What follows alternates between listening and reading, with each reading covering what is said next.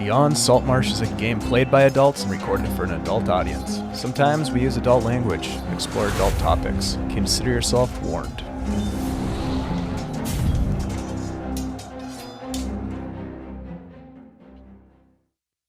Hello everybody, welcome back to the Superior Adventurers Guild. My name is Dave, your humble dungeon master, and we are going to jump into another fantastic, thrilling, terrifying, suspenseful, and silly game of Beyond Saltmarsh. And the silliness really comes from these beautiful people that I'm going to introduce you to right now. Look at their beautiful faces and their excitement. Hey, look at those smiles. Everybody's got beautiful teeth today. The whole family's here showing their teeth. Wait, what's going on with Chad? Chad, take that mask off. Chad's not here, man. Hey, Chad will be with us. Don't worry. He's going to be running a little late, but he'll be here in a little bit. And while we're waiting on that, we are going to introduce ourselves like we do. Let's kick it off with Kirk. Why don't you kick us off this week? It's me, Kirk. Yikes. I'm playing Byron Hern today. I don't know, was that super loud? No, that was beautiful. Yeah, I'm Byron. I'm the rogue of the group. I'm a mischief maker. I'm a registered nurse, curer of danger and destroyer of hope. Your wealth. Mm-hmm. I bring good tides to those that offer me tribute. Let the good tides Captain. roll. Where is Byron a registered nurse of? Cybert Isle. That tracks. Yep. It's, he's a gynodiatrist. Yeah. A will diatrist. Oh, really? He got promoted. Yeah. Yeah. Nice.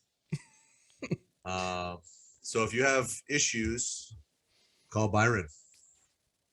877 call Byron. He will cure you. www.callbyron.not a real website. .giveusyourmoney.anyway.com. For a good time, call / don't believe anything I just said. Thank you, Kirk, for that wonderful introduction to your character. You have told us a lot just by that little bit that you just did. So thank you. Hey, Andy, how are you? What? Hi. Hey, what's up, everybody? My name is Andy. I am playing Rhunar Deg. 10th level now. It's pretty awesome. He swings swords. He Battlemasters all over the place. And he's the captain of the Good Buddy. And yeah, just enjoying this cruise. I really enjoyed that fishing that we did last session. Oh, yeah. Would you those catch a marlin? Yep. Big old marlin. Ooh, sushi, baby. I love it. So cool. We ate well. Yeah, you did. Hey, great to have you back, Andy. Let's kick it over to Michael. Hi. My name is Michael.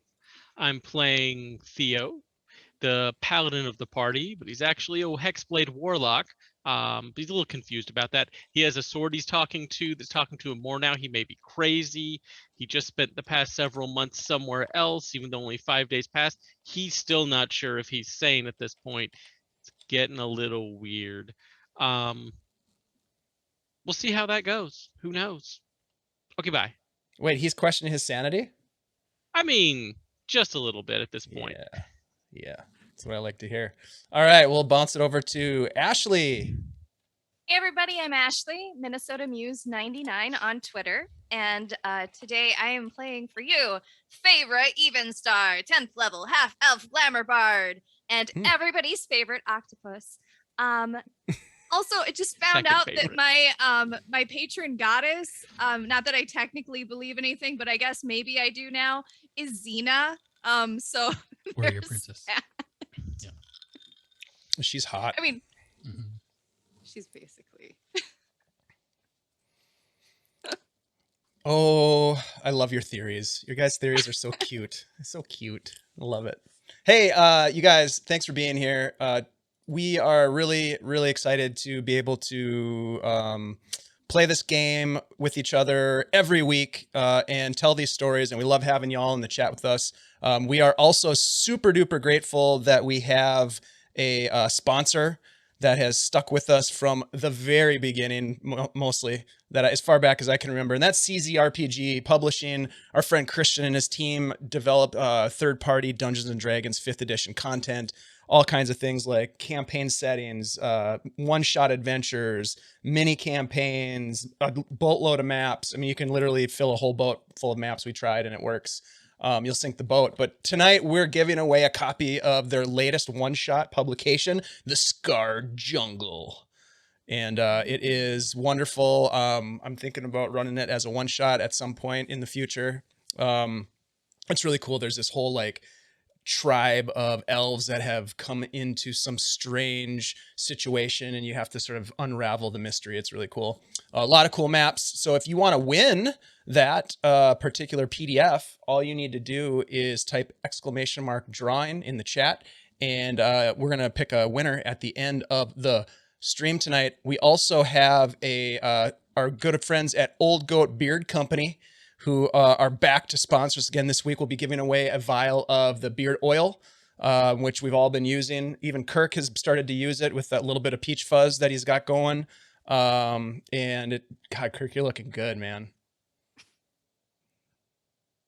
Yeah. !drawing to get in on the action to possibly win that stuff. We'll, like I said, draw somebody at the end of the show.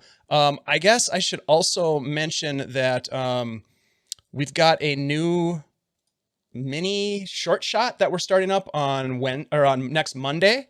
I don't know what it's called yet, but we're going to be play testing Matt Colville's Psionics in the Talent new rule set and content for 5th edition Dungeons and Dragons. So it's like all the best parts about having mind warriors and mind powers, and it's really cool. They Mind released bullets. there's mind bullets probably. There are they just released the beta rules for that, and so we're gonna play test it on the stream and see what we think of it. Pretty sure Michael's gonna love it, and yeah, look at that. So we're excited. That's going to be on Monday. We're going to run that for 3 sessions and 3 consecutive Mondays. And we have our offline session 0 this week. So we're going to meet up and talk about it. And yeah, very cool. So that's about what we have going on. You're going to have to check that out. Let me MCDM. I'll put a little plug in there. All right, guys, let's jump into a recap from our last session. In our last episode, the Deg gang hoisted anchor and sailed away from Nerisban under the cover of darkness. A new destination set the coastal frontier settlement of Fort South Azure, your gateway into the Amadio jungle. And you spent the bulk of the first day speaking with Captain Vincent Solana, drafting an employee satisfaction survey for the crew, avoiding dangerous coastlines, discussing past adventures. Byron produced the Ixicodal medallion for Solana to examine, and Feyre cast a spell to identify the item, piercing her brain with a vision of bright light and searing pain. Unfamiliar with its obscured, almost alien nature, Feyre identify spell provided limited information, not much more than a hunch. Perhaps you kind of got the hunch of like perhaps a key or a marker of some kind. On another hunch, Byron pulled a strange tripod-like device that he'd stolen from Aubrek Dralian's estate from his sack, and slotted the medallion into the cylindrical receiver of this particular device, and it was a perfect fit. Hey, thanks, Techie Woman, for the cheers. We appreciate you.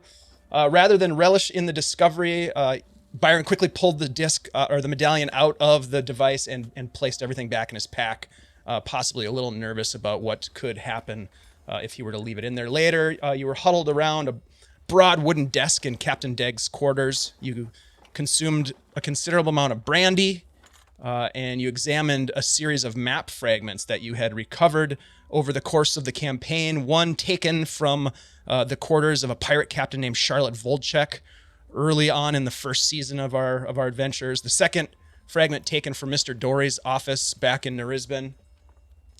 And the third was discovered inside of Aubrek Dralian's mysterious box when you finally were able to open the thing using the name of his dog, Tildavarius, as the power word. You place the fragments together and used magical mending to reform the parchment. And around the margin of the map, you notice that there's a strange script, I don't know. You attempted to decipher it. It was very strange in its nature and in the characterization of the script. Theo used your magical prowess in linguistics and in deciphering languages. Rhunar, you recognized at least some of the script's characters, reminiscent of the gibberish scrawling that you actually had written down in your accursed journal back in Saltmarsh. Hey, thanks, Phantom, for the resub. Reminiscent of the symbology, you'd also discovered in Abbey Isle back way back near Saltmarsh, and more recently, reminiscent of the markings on the walls of Solana's cell. So Solana filled you in on a bunch of stuff, including the secret sect of the Brotherhood of the Scarlet Sign, which he referred to as the Blackthorn. And he explained that the sect was likely searching for the same thing as you, the lost city of Temochan. You consumed more brandy. At one point during the day, Theo delivered an explanation of his whereabouts under the inquisitive questioning of Feyre. You had more brandy, along with a bit of fire giant gut punch, I think was served at one point to Theo. He became extremely intoxicated and a bit maudlin. And Byron, you retired to your quarters. Pharaoh's playing tricks on you, trying to make you think that there were zombies at your door.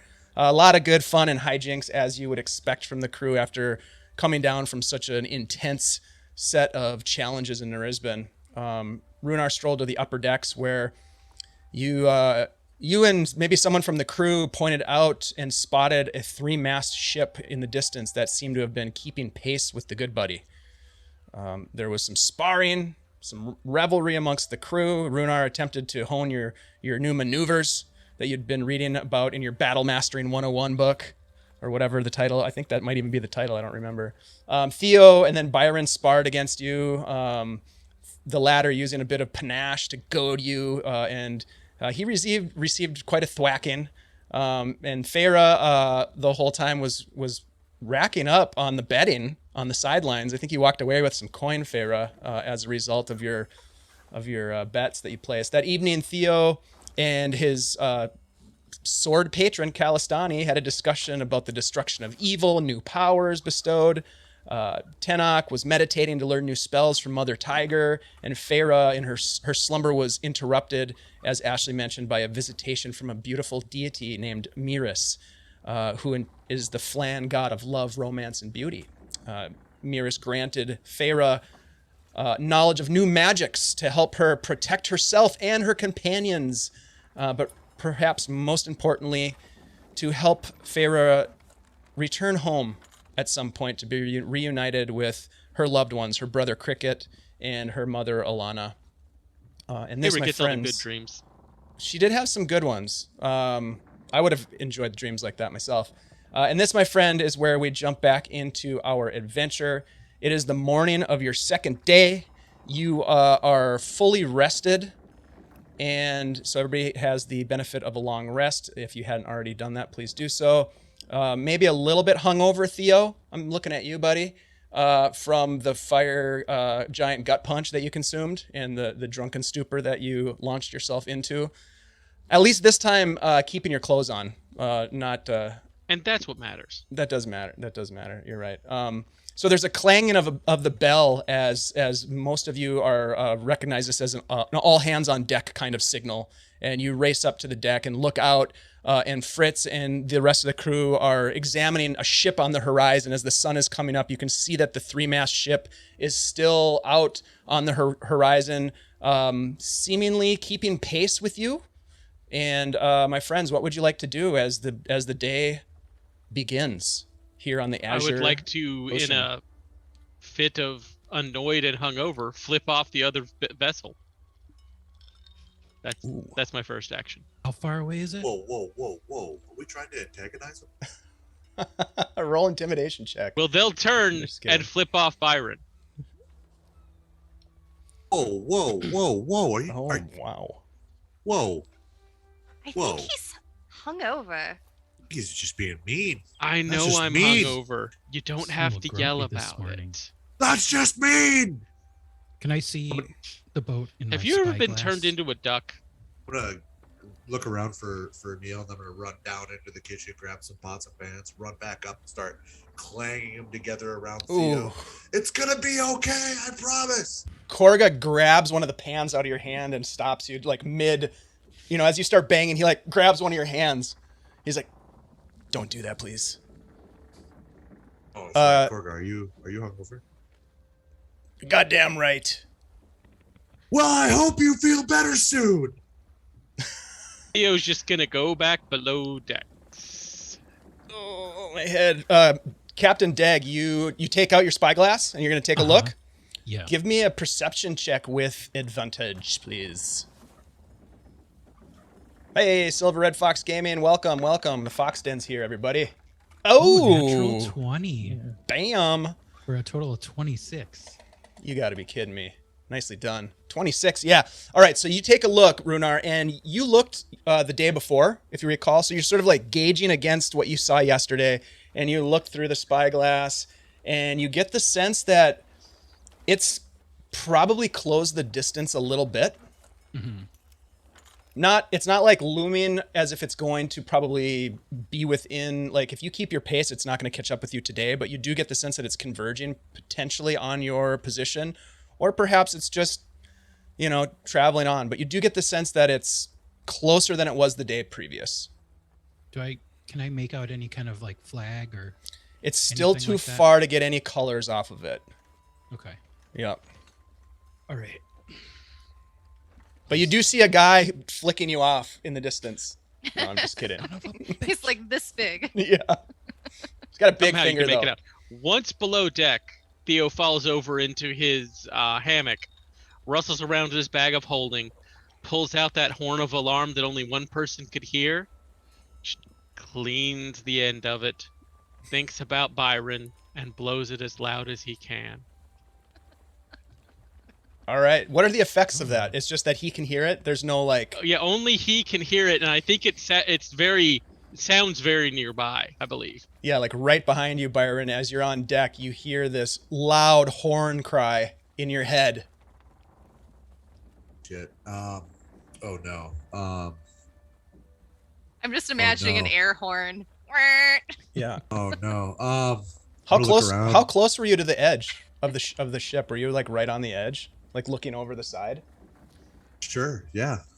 Go ahead and give me an overboard check, which is a dexterity check. And there it is. Yeah, give me an overboard check. Dexterity saving throw.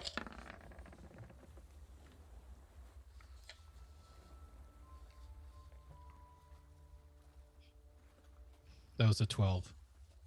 A 12 total? 12. Yep. I was Okay. trying to find it. I had to scroll way down. It startles you so much that you jump up, but you don't go overboard. You kind of like push yourself up against the railing of the ship, but hold on. But it was close. You could have easily toppled over the edge. All the guys are laughing man. at you. They're like, "What are you doing? Oh, man. You're still drunk." Are you No, okay? no, guys, lock me up. I'm gonna look around. I'm gonna like drop my weapons on the deck, and I'm gonna run to my cabin and slam the door shut. He's really jittery. I mean, he was jittery What is last with night people too. This morning? I don't know. Byron, what are you scared of? Just out of curiosity. I'm imagining like this is how the whisper gets into my head, and I'm going crazy, and I'm about to do some murdering. Make a wisdom save. And while that's happening, Rhunar, Feyre, and Theo, please give me each a d20 roll if you wouldn't mind. Got an 18 on that wisdom save. You get to your room and you stop. Your heart's pounding in your chest. You sit down on your bed and you kind of hold your head in your hands, and you sort of think about it for a while, and you think longer, and you're like, no, this doesn't feel like that. This doesn't feel like the dread that I felt. Okay. I'll just walk back out, grab my weapons up, go back to my cabin, shut the door, ponder for a little bit. Theo, what did you roll? A 20. Natural 20. Ooh, a natural 20. Okay, so there's a strong wind a-blowing today. Feyre, what did you roll? It said 16. Okay, a moderate swell on the ocean waves despite the strong wind. And Rhunar? I rolled an 8. Okay, and it is a sunshiny bluebird day. So you guys are moving pretty fast, Rhunar and Theo, being the helmsman and the captain of the ship and the navigator. You can tell that the ship is moving pretty fast at this point. The guys have already hoisted anchor from your night's slumber, and you're moving in the right direction. Speaking of direction, I guess it'd be good for us to get an idea of where we want to go today. So first of all, Rhunar, do you want to take a look at any maps and chart us a course or anything like that?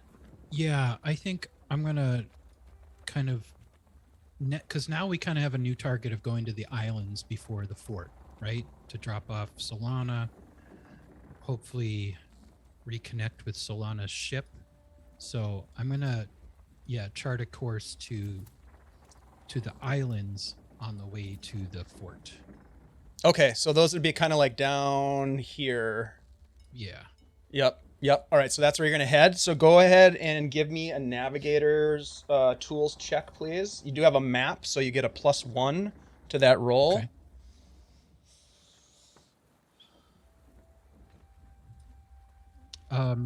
Which attribute should I roll that with? I would say probably with intelligence or wisdom. One of those two would be good. They're both the same for me.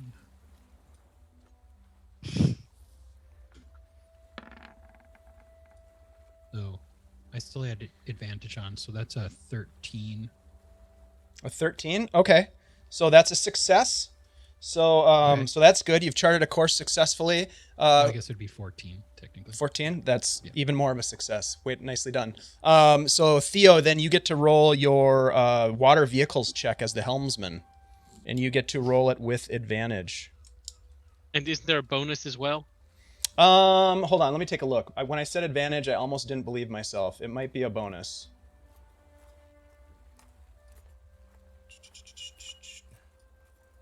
Who are the helmsmen, after all? Pilot. You get advantage. It's just an advantage on the roll. Okay, so that's a 19. Oh yeah, that's successful. So you guys will, on this day, over the course of the day, be able to travel your standard 5. This is going to help to make up for some lost time the day previous, because if you recall, you got a little off course. So you're going to be able to get your full movement plus 2 additional hexes because of the wind. Nice. And the just the moderate swell. So over the course of the day, you'll get a total of 7 hexes in the direction that you want to go. Most impressive. Yep. So I don't know if you can move the Rhunar or Theo, if you can move the good buddy, but you can go 7 hexes.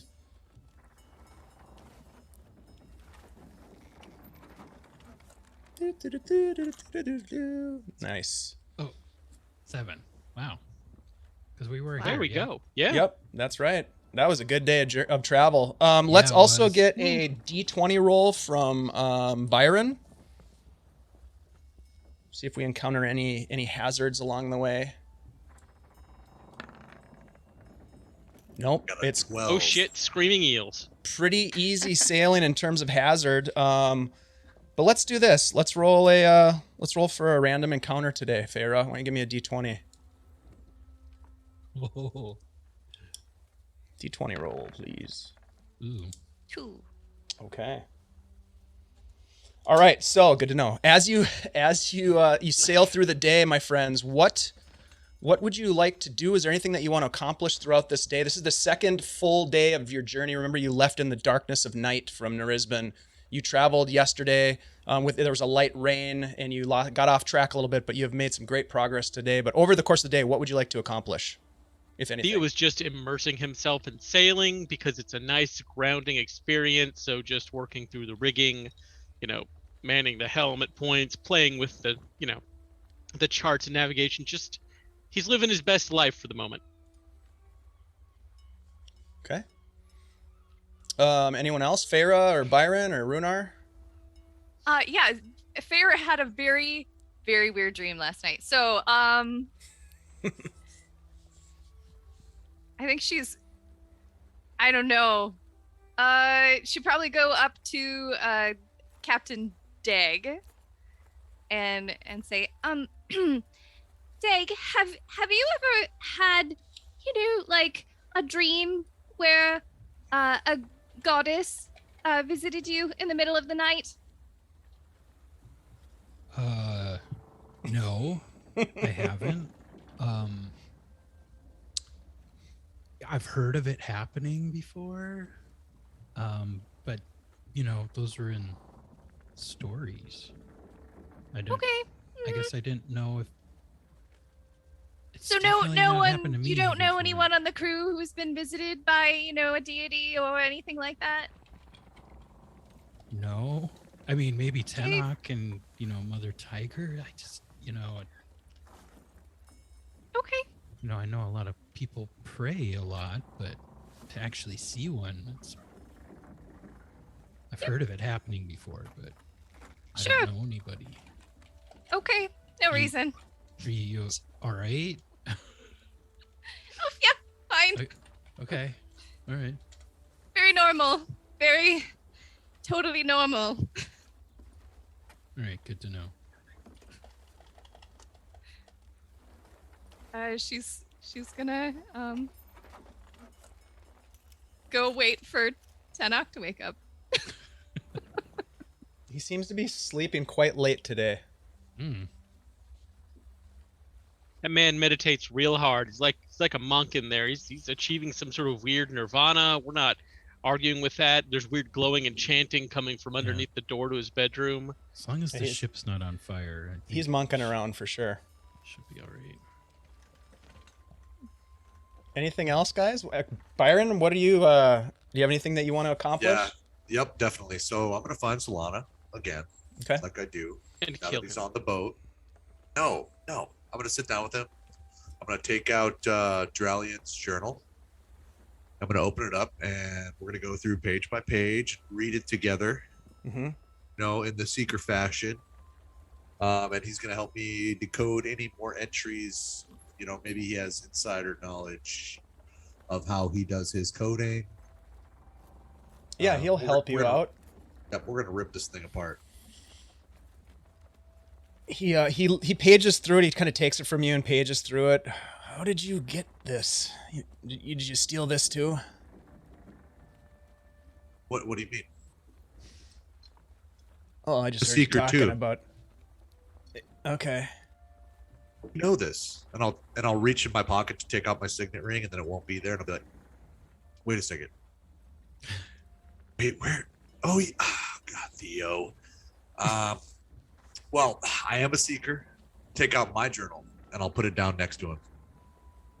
Yeah. And We talked a little bit about this. I think last night I had a couple of drinks. I think.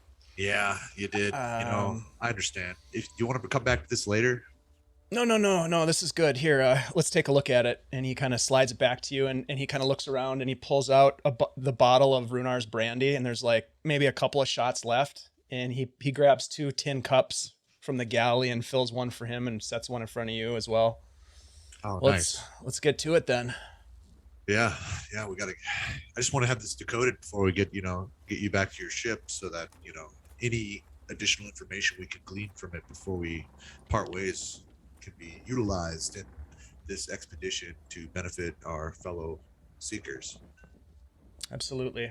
Go ahead and roll your investigation check with advantage because he's going to help you. And I'll use the magnifying glass. Okay.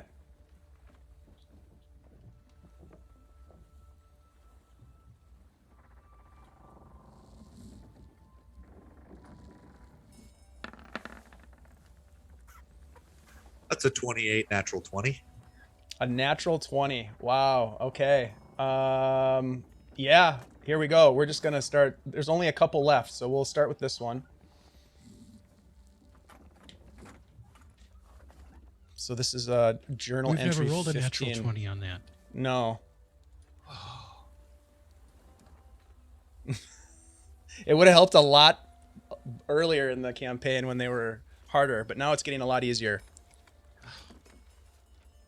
Roll 20's doing that window drag thing to me. Do you guys ever get that? Roll 20 always does weird things for me.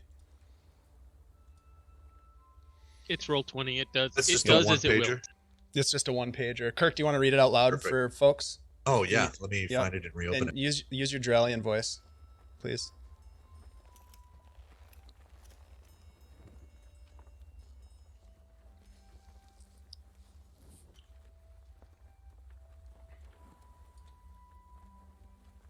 You must You're be muted, buddy. That's the worst Drellian impression I've ever heard.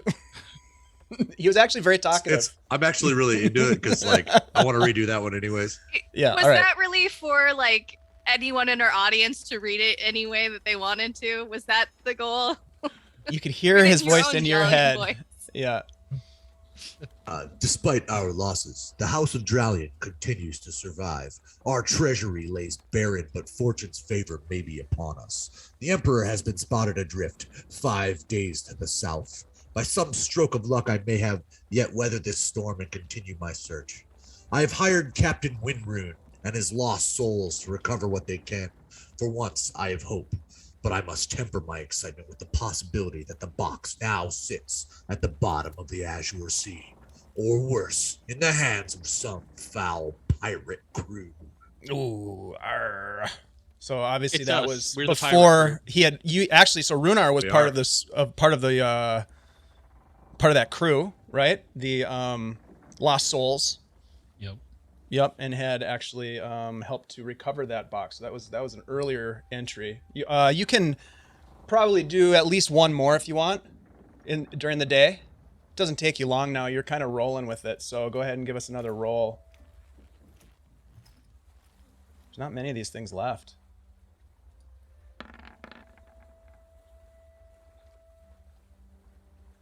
That'll be a 24. Oh yeah. Yep. You guys can't be stopped now. So here's another one for you.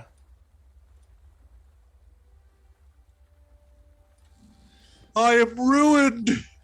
The Emperor has been lost at sea, and with it most of my fortune and the secret of finding the lost city. I was a fool to invest in the South with such fervor, drawn by some my promise of finding Tomoachan.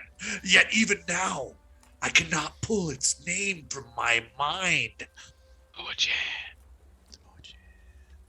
Wow, that was definitely Drallian's frustrated voice. Yeah. I like that. I could really could sense it was feel dripping with the frustration. anguish. Yeah. Yeah. Let's do another one because I'm enjoying these voices. Agreed. Yeah. So fun. There's only 3 undeciphered ones left. That'll be a 26. Yep. Here you go. This is going to be a hopeful one now. Kind of. You're muted again. Oh boy. The West Wind Trading Company has risen from the ashes. Business is good, though my interest in these mundane affairs is waning. I think only of Tomoachan and Solana. Was he closing in on the map? My hope is that Windrune will discover the fate of Solana and the Griffin Wing. I've instructed Windrune to avoid prolonged berth within the hold. Spies and cutthroats, the lot of them. Further instructions to approach Governor Sharn with care. None can be trusted, not now. There's too much at stake. If what Rial said is true and Hyakutake returns, all may be lost. The comet. The comet Wow. did return. Hyakutake? Is that how you say it? That was pretty good. Yeah. Yeah. Mm-hmm. You want to do another one? Let's just decipher them all. Let's get There's one. only I 2 agree. left. There's only 2 I left. agree. Here, Let's do it. yeah. Let's Yeah. do it. Unless you roll a natural 1, you're going to get them. All right. Here we go. All right. Number 19. Business is growing, and for the first time in many years, I have hope. Saltmarsh seems to be booming as well. A rising tide, as they say, lifts all ships. My fleet grows, and the dwarves seem to continue to produce sizable findings in the mine. Anders Solmore has been inquiring about my dealings in the south. It appears that the young man has grand aspirations. He does not know the dangers. I have tried to explain, yet he persists. Ooh. Ooh, That would have been Anders. nice to know a long time ago. Yeah, that's true. That would have Interesting. shown a little bit of light on Anders, I think. Oh, Yeah. here's the last one. Who we blatantly Another natural accused. 20. Another natural 20? Yep. Wow. Oh, yeah. This is the last one, guys. Are you ready for it? Yes. So ready. I have the dog's name. How much you want to bet? Nope. The voice continues to whisper thoughts to Moa-chan in my dreams. Whisper. I anxiously await an update from Windrune. Windrune. Where's this Windrune guy? Huh. Yeah. Interesting. What has happened to him? And that, my friends, is the rest of the story. All right, now All we'll right, start so over you- from the beginning and read them all in order. Oh God. Meanwhile, Phaedra is she's sitting next to Tenoch's door. She's taken out some paper. She's starting to write the satisfaction survey. Do you feel like you are forced to be part of the crew against your will? Is there anything we can do better? Is there like I definitely agree. I sort of agree. I'm Right. not Yeah, sure. there's like I a don't. blank. Yeah, there's like a Check yes. spectrum. Okay. Theo Kirk, just come. real quick, Kirk, you, my friend, have a point of inspiration for that wonderful reading that you just did. Thank you. Go ahead, Theo. Oh, Thea just kind of comes by at one point while she's waiting and going on, and just stops, looks down. What are you doing? Oh, well, I'm waiting for Tenoch, but I'm making a satisfaction survey for the crew. Why are you waiting on Tenoch? Well, I mean, have you ever been visited by a god in the middle of the night? God? No. Again, though, talking magic sword. These dudes, when I originally found them, were dead, but not. So while I cannot say I had the specific experience, I would say I've been in the ballpark. Oh, well, actually my bow talks too. But it only says the one thing.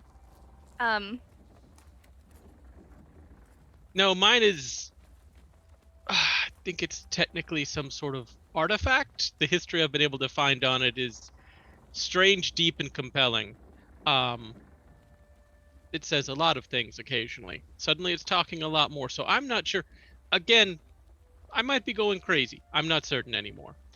It's been a weird period for me. I mean, that's a possibility for me too, but here's the thing. And she snaps her fingers and she casts spiritual weapon, and a giant sparkly pink loot appears in the air. And she just kind of looks at it. Is that an illusion? Oh no, I'm pretty sure I could bash through the floorboards with this. Is it safe to touch? You could try. I'm going to regret this, but Theo reaches up and tries to just touch the spiritual weapon thing. I have no idea what happens. I don't know what the actual It's not a composition. physical. Yeah, it's not like a physical form. So your hand just kind of passes through it. It's sparkly and pink. I mean, that part seems on point. Is this not a spell you learned at some point? Mm-mm. I couldn't do this yesterday. Now I can do this. To be fair, as an individual, most of my arcane tricks have been learned from, again, talking to a magical sword that may be trapped in a different plane, and it providing arcane wisdom. So, yeah, that tracks. I'm with you on that. That happens. It's very strange and off-putting. Seem more concerned about the source of it, because I know where I'm getting mine. I feel like you weren't asking about the dreams with deity visitation for a friend. No. Didn't think so.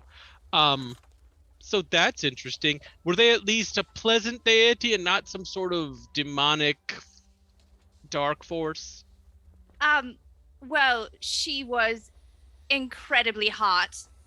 And she seemed nice and she gave me presents, so Well, that's either well, I could think of a number of deities that could be described that way in appearance, or a succubus. Probably not the succubus on account of just gestures at the spiritual weapon. But I like to say these things out loud in case I'm wrong later. Do you have any history of religiosity, or is the family in any way of a spiritual bent? not that I know of. Though she did mention my family, and she said that they were praying for me, so maybe. I mean, is that how it works? You just pray to a god and say, "Dear God, could you please give my son or daughter magical gifts?" And that happens? Not that I know of, on account of I have been praying very religiously to Heronius for months now and haven't actually received any visitation myself.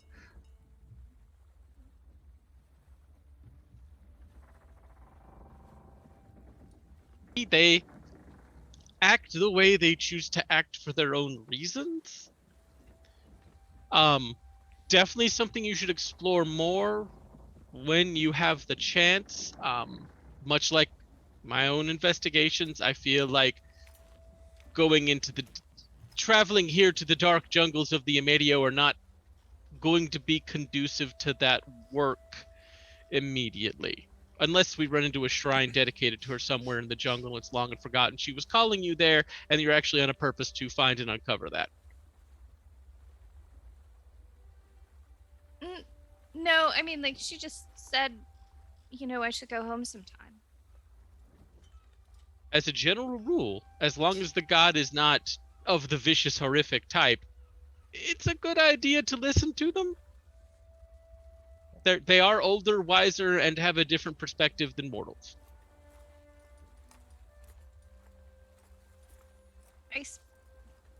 Yep. Feyre, did you ever are you trained in religion by any chance, or have any history or religion background? Nope. Okay. Go ahead and roll a religion check, because I don't think you ever sort of wondered who she was. I mean, she told you what her name was, but it's not a very hard DC because she's pretty well known throughout the realm. Sorry, it should be the first one because I'm not rolling with advantage. So 4. Yeah, you really haven't paid a whole lot of attention to any religious teachings in your days, which is okay. It tracks. It tracks. All I remember is that she said her name was Maris. Would that be Theo's relatively well traveled. Would he maybe have heard that name before? Are you trained in religion? Hell no. Well, you can make a roll. It'll just be a little bit different DC than if you were trained. I also got a 1. We know shit my God. about the gods. You guys are just like, what?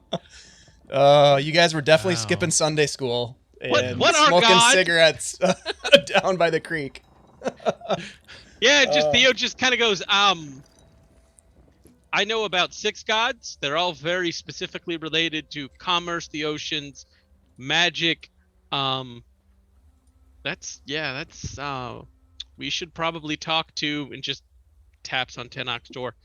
Yeah, that's the right call. Do you need a drink? Maybe.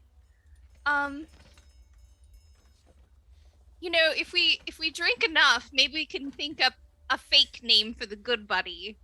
You know, so that we can be undercover, incognito. I like where your head's at. I'll get the rum. Nice. So I while think this is whatever all, Tenoch cooks up. yeah, we'll see when that happens. He's still sacked out. Rhunar, was there anything else you wanted to do? You've spotted the ship on the horizon. Are there any orders you want to give to the crew or anything like that? Otherwise, we can sort of move things forward a little bit, unless folks have other things they want to do. Okay. All right. So the day goes on. As I said, it's a beautiful day for travel. You make a bunch of progress as you're headed towards your destination, which is a small set of islands off the shore of Fort South Azure. Night begins to fall as you find a spot to anchor in the night. I'm assuming that you're going to have some sort of a watch maybe or something like that, or what's your plan as you find a place to anchor along the coastline? Theo is going to slightly tipsily because rum recommend Captain, since there is a ship behind us, we should probably sail through the night. Yeah, okay. Yeah, I mean, we could probably do that. I think we're far enough from shore. Okay. Yeah, we're gonna keep on sailing. Okay. All right. Who is going to be manning the helm of the ship through the night? Theo will do it. Yeah, we'll take shifts. How about? Okay, that sounds great. So no Theo, one person gets exhausted. Theo's going to take the first shift, it sounds like. First watch, if you will. Well, you can either watch or you can pilot the ship. Those are going to be two very different things. Oh, just the first watch at the helm. Got it. Okay. It's a clever turn of phrase. Got it. All right, so Theo's going to take the first shift at the helm. Are you going to set watches at all, or what are you going to do? Everybody else is going to be sleeping? I'll take a night watch.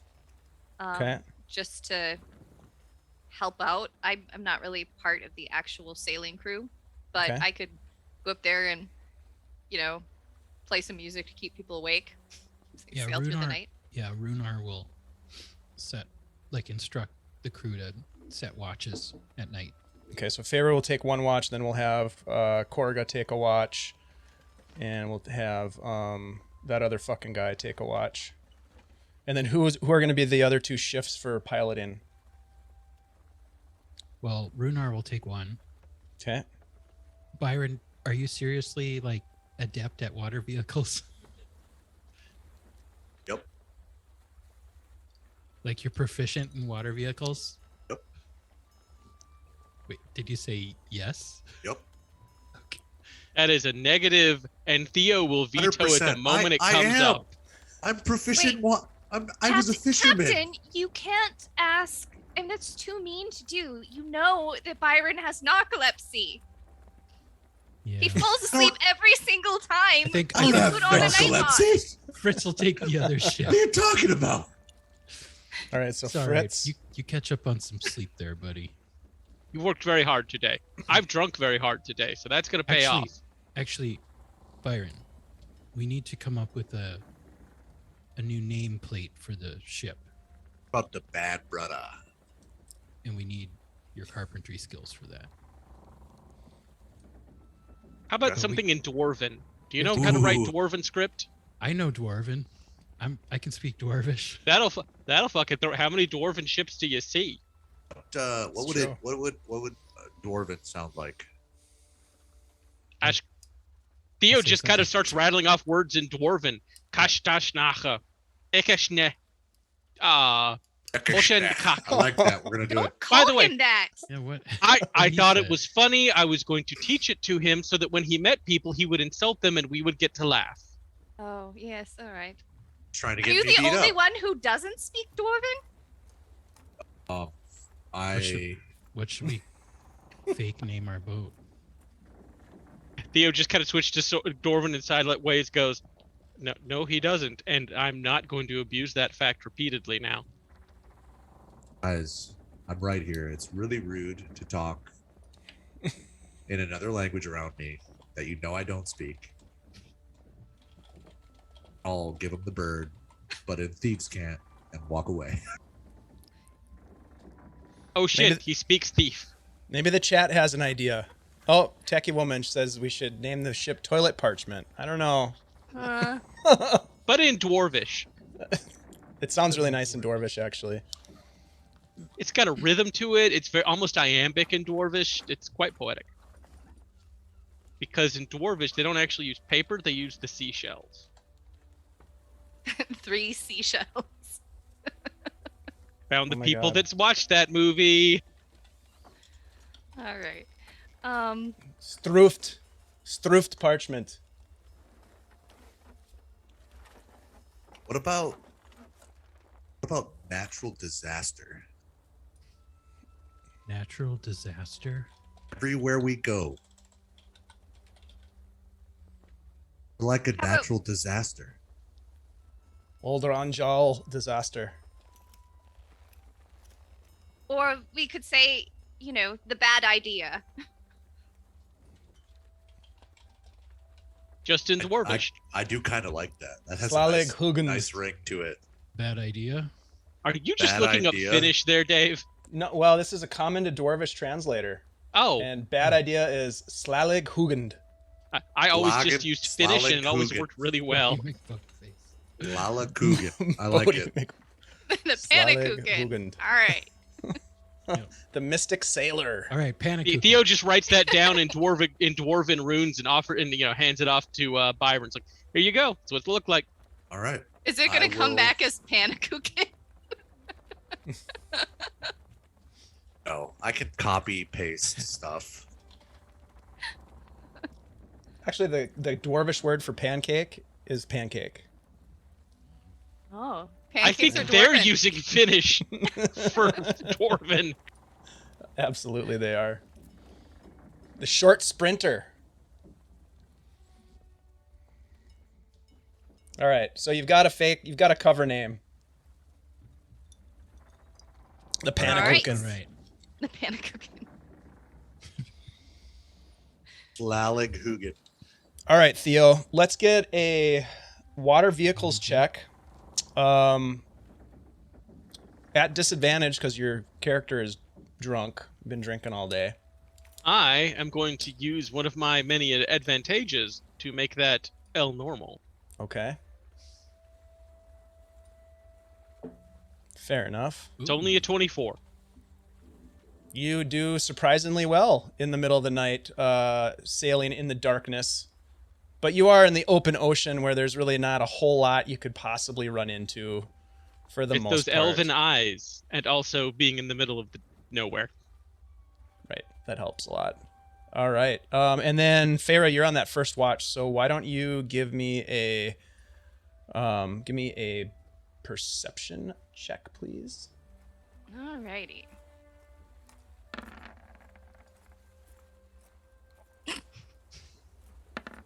I'm really more Get 'em of an out, just- entertainer. Just get it out now. Yeah, all the ones come out now. All together now. Oh my I could- god. Theo will this be with belting this. out sea shanties the whole time. He does not. Nothing stops him. He loves a sea shanty. Yeah, That's I got a great. natural one. Okay. So For a that's total okay. of 6. Yeah. All right. That sounds good. So you don't notice anything, Farah. It's dark and it's a clear night. So you do look up. Maybe you're caught stargazing. Maybe you're thinking about your visitation from the night previous and wondering where Miras might be up there in the stars. But yeah, you don't notice anything out of the ordinary. It just sounds like ocean, and the boat's moving fairly fast. You're not going to pick up any additional hexes in terms of like the mechanics of traveling, but you do travel through the night, and that adds to the total travel. That's why as we had the 7. That's what. Yeah, you guys did great. That brings us to the second round of night travel. So Rhunar, why don't you give us a piloting check, and Byron, why don't you give us a perception check for Korga? Right.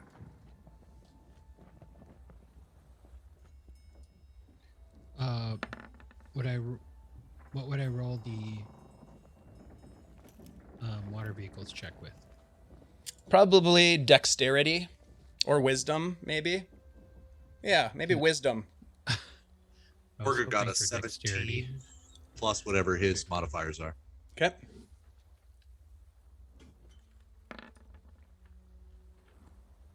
$22. Okay. Yeah, things go well through the second shift, and we then get to Fritz taking the helm. So let's see, Farrah, why don't you give me a roll for Fritz piloting? You can give me a wisdom check as well, and Byron, why don't you give me another D20 roll for that other fucking guy as he's head of the watch. Wait, so roll a 18. natural 20 and then do wisdom check for myself? No, I just need you to roll a D20 for me. Okay. Yep. Or Natural. you can roll a natural 20 for Fritz. That sounds amazing. You literally just rolled a natural Only 20 ones or after 20s for asked you about tonight, Like my she friend. called that one. Yeah, you called that one. Wow. Is that the second one you've rolled tonight already? No, but I think like 3 of us have had them tonight. That's Or no, crazy. all 4 of us have rolled. We're Yeah. either rolling 1s or 20s. It's No amazing. middle numbers. We had that same thing happen in our home game last weekend. We had like, I don't know, double-digit natural 20s over the course of the 3-4 hours that we were playing. It was crazy. All right, so yeah, Fritz does a great job of continuing the trend of navigating through. That other fucking guy seems to be doing a nice job of keeping watch. And okay. So, as you guys are closing out the wee hours of the night, Rhunar, what's your passive perception? Pretty high actually. It's 16. 16. Okay. The wee hours of the night, as most of the crew is sleeping, your passive perception picks up a creak in the floorboards of your cabin as your eyes open quickly, and in the darkness that you kind of try to focus your eyes, and you see that there is a figure looming over you. I need you to roll a to roll a natural 20. If you roll a natural 20, I'll be excited. I need you Good to roll luck. initiative is what I meant to say. Pull the dagger out of the sock that I sleep in. All right. You sleep in a sock? In one single sock. No, just kidding. That's A very big sock, just very snug. Initiative, right? Yes. His mom knitted it. 18. One giant. Okay, let me get a roll in here. So you are awake at this moment. However, you are. What did you roll? An 18? Yeah. Okay, so Rhunar, and I rolled.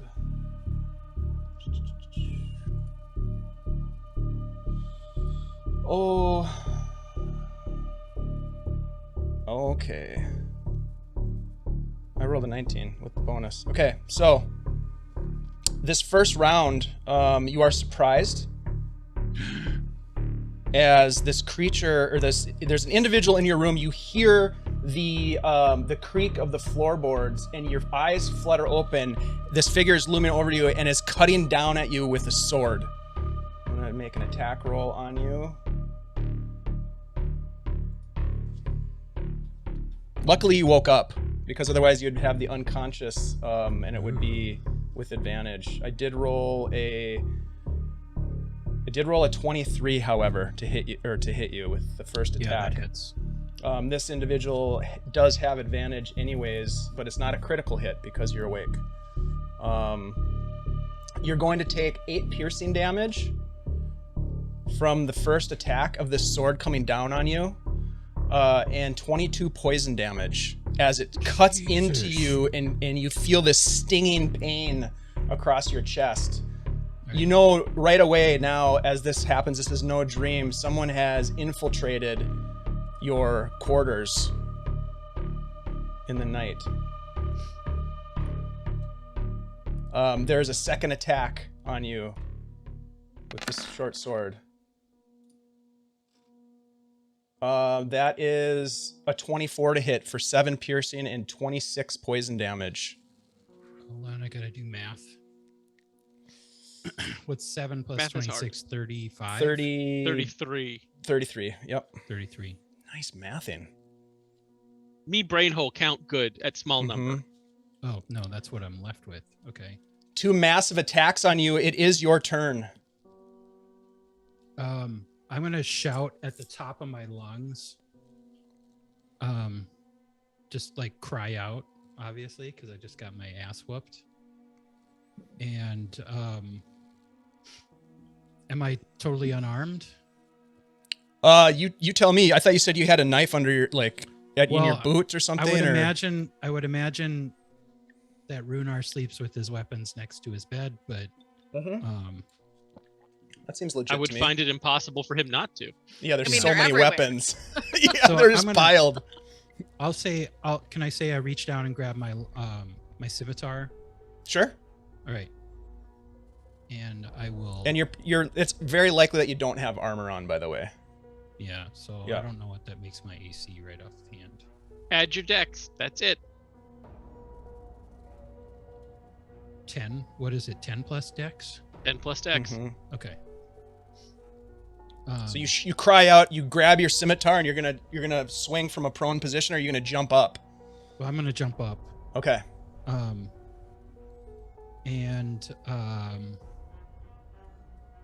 Yeah. I will attack them. Okay.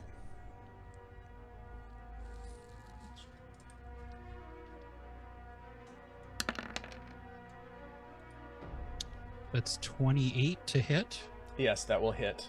for 8 slashing. Okay. I will expend a superiority die to make that a trip attack. Okay. So 8 piercing and a trip attack. Got it. What do I need to do? Do I need to And, make an I add my superiority die to the damage. Okay. So that's an Nice. extra 4 slashing. Okay. This is with the magic scimitar. Okay. And he needs to make a strength saving throw. Strength save. All right. He or she or it. They perhaps. Yeah. They. That's a fail. I rolled a 6. All right, so they are knocked prone. Ah! I will make my extra attack. With advantage because they're prone. Yep. Don't fuck with Battlemasters. One moment.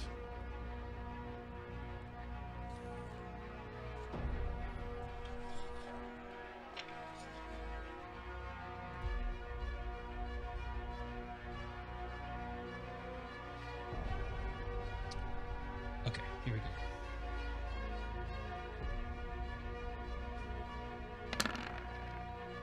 Oh, geez, 16 to hit. That will hit as well. Okay, I'm gonna expend another superiority die to make that a menacing attack. Okay. And I add that dice to my damage. So it's extra 3 Nice. slashing. All right. And the target must succeed a wisdom saving throw. Okay. Or hopefully 9. fail. 9 for a fail. So they are now frightened of me and prone. Okay. Okay. All right. It is their turn as you exchange blade attacks on this individual. They're going to jump up, frightened of you. So I believe their attacks are at disadvantage. Yep, and they cannot come any closer. And to you. ability checks. They can't move closer, although they're right next to you. And yeah, so disadvantage on attack rolls.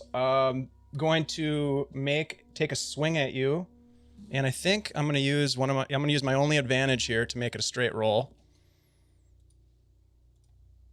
on the first attack, anyhow.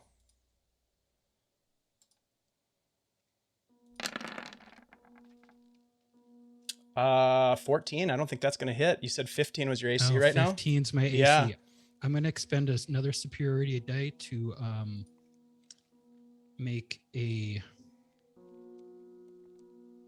riposte attack. Okay. Nice. They got up though, right? Yes.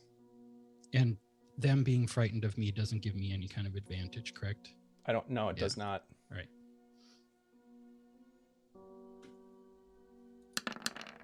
Uh, 19 to hit Yeah, that'll hit. for 9. Okay. 9 slashing. Do I add the die? Yes. Oh, I add the superiority die? Yeah. Sorry, I gotta roll that. Yep. Oh, Ooh, another nice. 9. Very for nice. a total of 18 on that riposte. Awesome. So that was your reaction. Yeah. So I believe now it is your turn. I'm going to Before Look his next turn, did any of us hear his scream? What's your passive perception? 15. 14. I would say, Rhunar, why don't you go ahead and roll 2d20. We'll just see how noticeable his scream was. Everybody will take the higher of the two except for Theo, who will take the lower of the two. So it's a 19 and a 4. So if you have a, 19 is going to beat your passive perception, so you do hear it, but Michael, Theo does not hear it. So would I hear it as well? Yeah. Yep. Okay. I mean, probably, I'm going to say this, Fair, because you're in the front of the ship, you probably don't hear it. Okay. But because, Byron, you're on the other side of the wall, literally, in the cabin, you definitely hear it. And I think, Theo, you are right below, even though you still slept through it. Yep. Okay. I'm going to pull out the dagger that I sleep with. The Okay. golden scrimshaw dagger. Of course. As a... Well... Let's see, can I do this? No. Well, I'm going to pull it, but as a bonus action, I will use Second Wind to regain some hit points. Okay. Byron, why don't you roll an initiative roll for me so we can get you in? I don't have an automatic roll for that. I guess just 1d10 plus my No. fighter.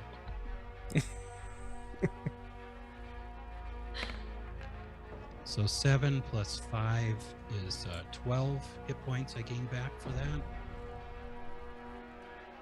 Okay. And that's your turn, right? No, that was my bonus action. Oh, got it. For my action, I will attack him. Nice.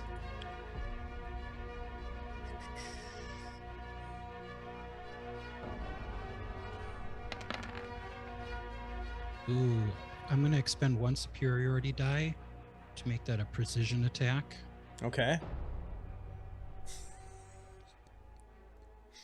Battlemaster in And- 101 right here, folks. Yeah.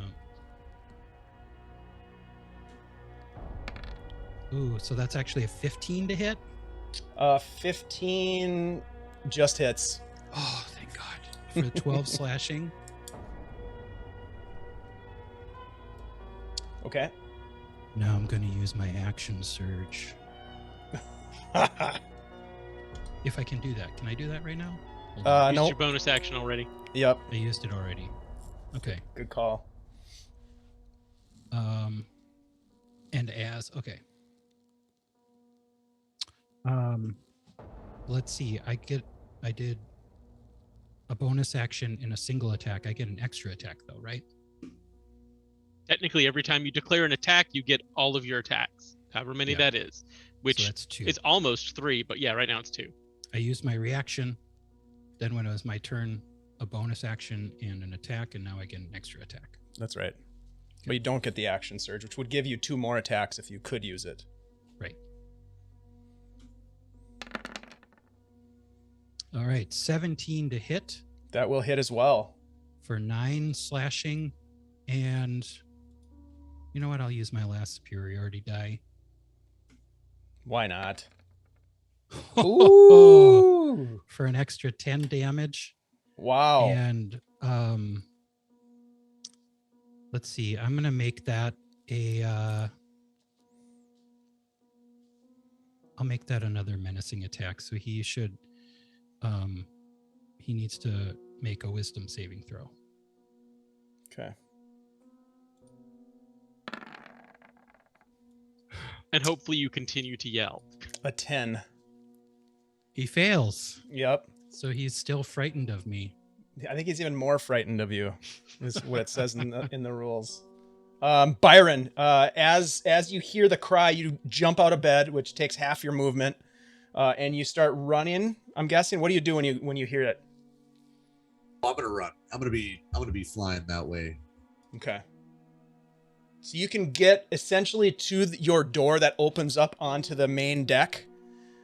And so you're like just right outside the door running towards Rhunnar's cabin, but you have an action as well, so you could actually use your action to dash. I am going to. Well, you actually have you have a bonus action to dash, don't you? Yeah, I'll bonus action dash. Yeah. Okay, so you get over to Rhunnar's door, which is closed at the moment.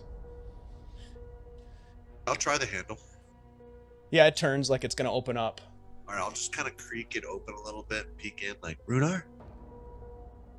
All right, And as you here. do that, Oh, I'm so- right here. But Struggle. Rhunar, you don't notice Byron because this individual is still in front of you. You get a look at it now, and they have this kind of almost iridescent blue skin, pointy ears, and like this green crop of hair that's kind of messed, and they look like they're soaking wet. They are going to take a couple of swings at you. First swing At disadvantage. is going to be 16. Does that hit? Yep, that hits. Okay, so that's going to be 6 piercing and 19 poison. Jesus. And then the second attack, which is hold also on. at disadvantage. That's 25 total, buddy. Okay, hold on. I need to do math real quick here. The other one's going to hit as well. It's a 20. That was at disadvantage, right? Yep. Jesus. Okay. So the second one is 7 more piercing and 22 poison damage as I'm out. this blade is searing through your body. And then this individual watches you fall, is turning around and runs for the door and bashes into the door, Byron, where you are. You're kind of opening it up, and this individual pushes through. Let's do a contested strength check. If you want to use acrobatics, you can, if you're trained in Use it. my advantage as well. Okay. Let's see. I don't think there's any. Is there any effect of the menacing at this point, Rhunar, or does that, since you went down? Well, it'd be till the end of my next turn, or let me just read it. Sorry. Yeah, I can don't print think it has a or target is dead clause, actually. Yeah, just till the end of my next Well, turn. Frightened of you, I think that it ends if you're down, though. Oh, That makes sense. I'll just do a straight roll. I rolled a natural 20 Got a for a total of Nice. 26. So it 25. bashes past you, Byron. You kind of slip to the ground. You don't fall down prone, but you kind of get pushed to the side, and you see this individual in the starlight. It's a clear night. There's a little bit of moon maybe giving some light, and it looks to be of an elvish kind as it runs past you. You do have an opportunity to take an attack of opportunity if you want to. I would love to. I figured you Yes. would. I will burn my last advantage as well. Oh shit. Yeah, I'm gonna hit it with my blink dagger. Doesn't have any friends within 5 feet of it. Not that you're aware of. Oh yeah, I'm going all out here. Yeah, you don't Thank recognize this him. person. This is not someone from the crew that you recognize. He definitely falls in the fuck this guy category. Mm-hmm. Yeah, all you know is you heard Deg scream. 25 to hit. Oh yeah, that hits. Absolutely. For 17 damage. Yeah. And This and person, it this can't individual move anymore? runs past you, and as you strike out, this is with your blink dagger, you just come down and stab them right in the back. Ah! And they just fall flat on the ground in front of you, motionless. All right, I'm gonna immediately fly through the cabin door. I had 3 hit points left, Rhunar. I had 3 hit points. Do not fuck with a fighter. Oh man! Oh, I was I'm so gonna pissed fly that through the I- door. I'm gonna see Rhunar there. I'm gonna reach into my bag and pull out a potion and feed him a potion.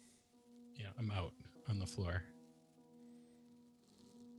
Yeah, you drink the potion, you come back to consciousness. What was that thing? Did you see it? Yeah, do you want to see it? You okay? Holy shit! So 6 hit points. Thought you were just having a bad nightmare. And that guy basically rolled me over. It attacked me in my sleep. Where is it?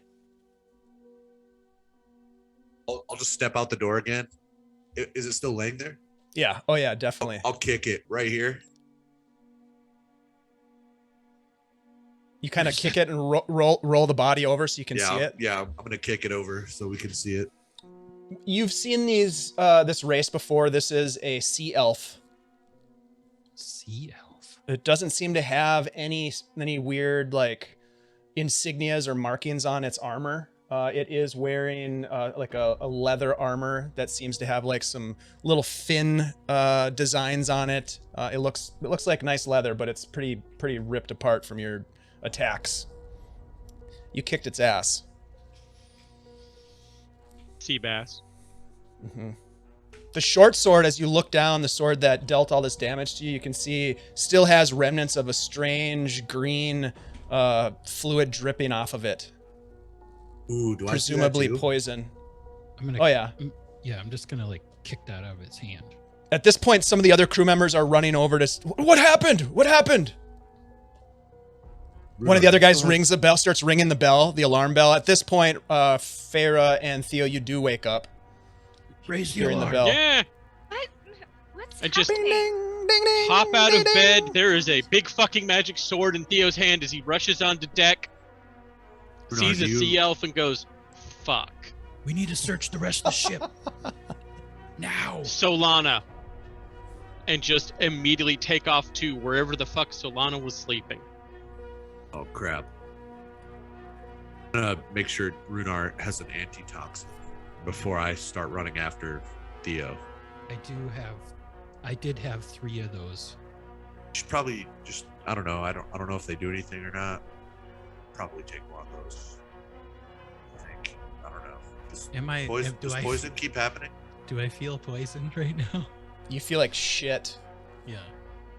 You don't know if you feel poisoned per se.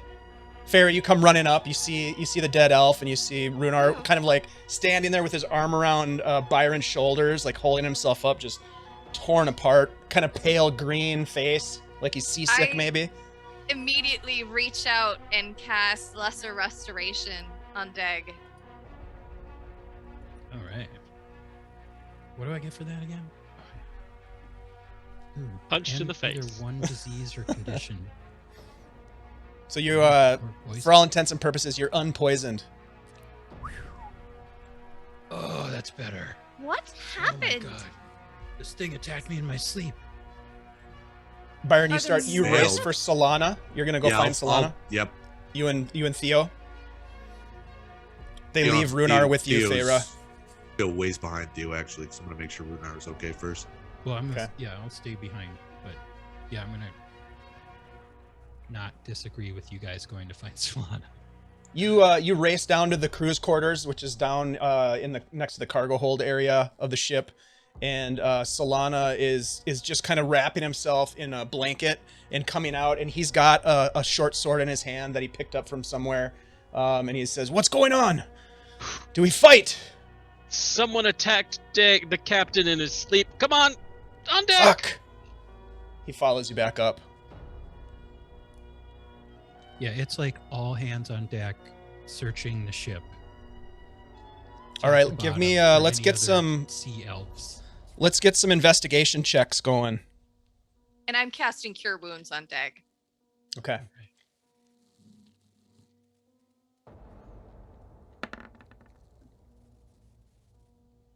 Ooh, I got a 16.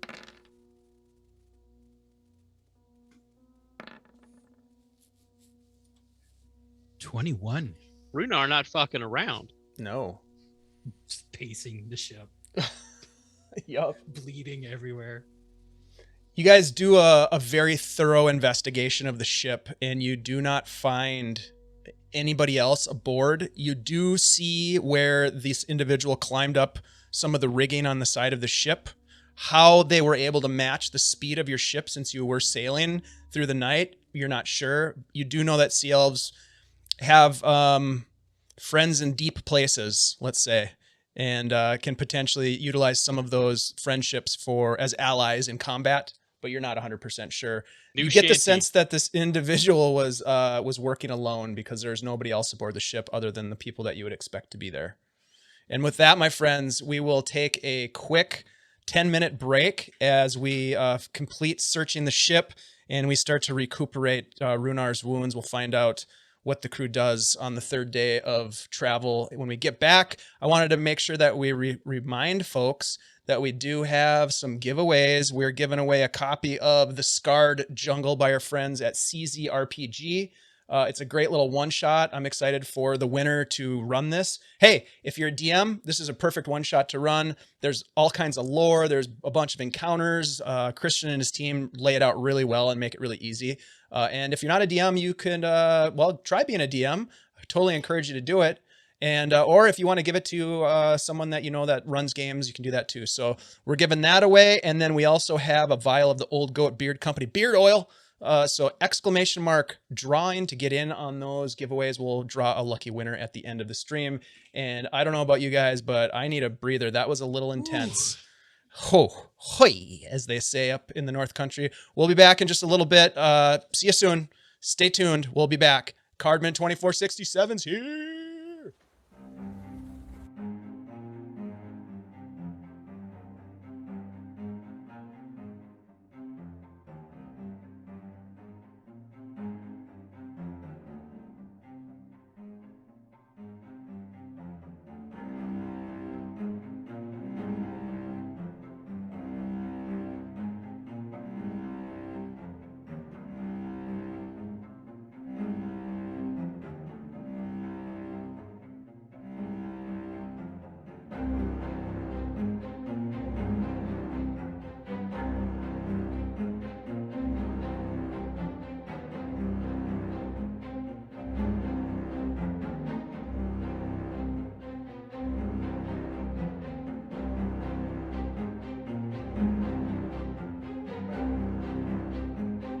Hey, we are back, everybody, and it is Beyond Saltmarsh. I just want to thank everybody for being here. Old Goat Beard Company is in the house. Hey, Andy, we're giving away some Old Goat tonight, a vial of the beard oil.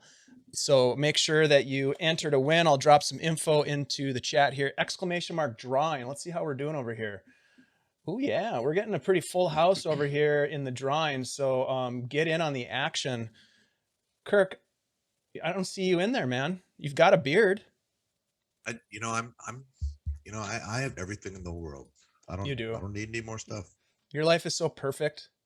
Yeah, I'm living the dream. You really I'm are. content. The life of Riley. Where did that phrase come from? We'll talk about that later on a Or different Life of episode. Brian situation here. Yeah, probably. You're absolutely right. All right, my friends. It's the morning.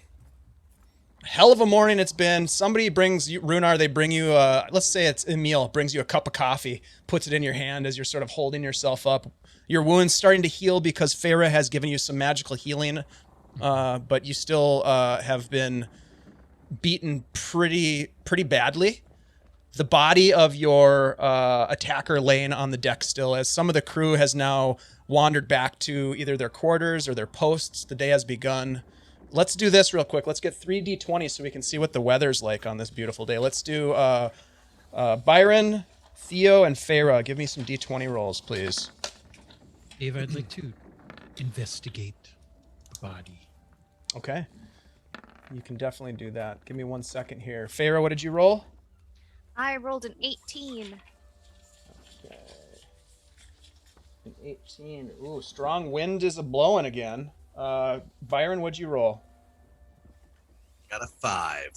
5. It is just a glass-like surface. That doesn't make sense, but that's what you rolled.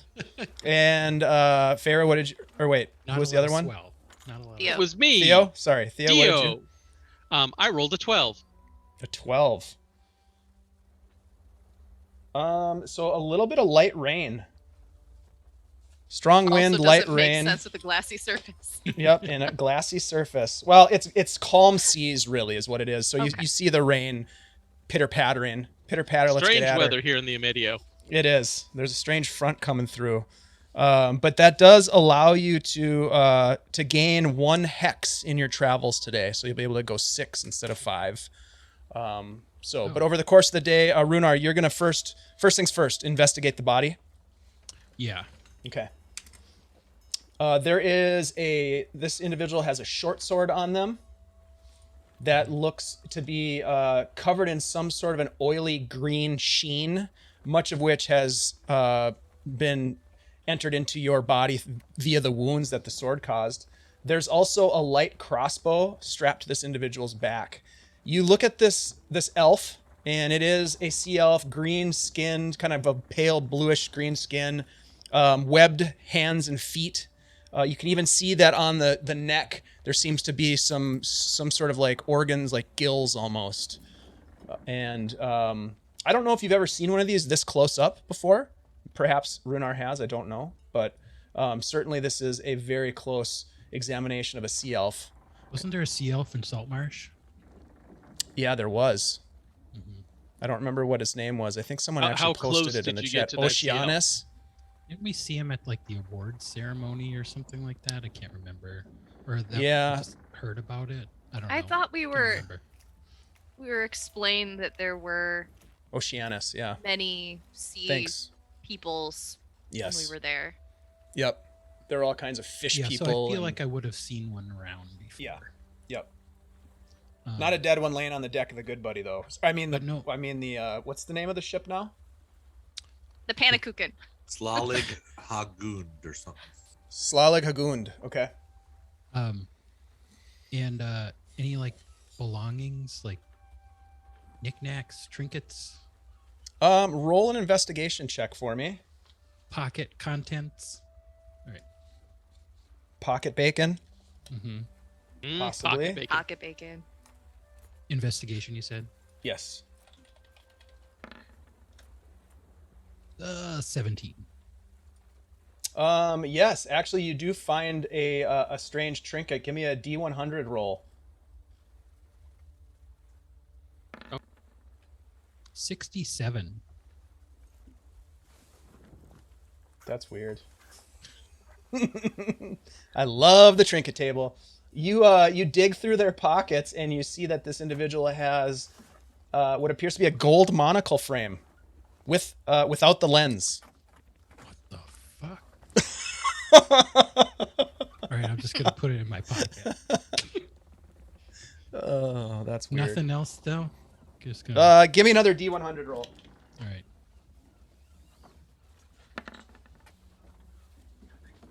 A 4. What'd you get? 4.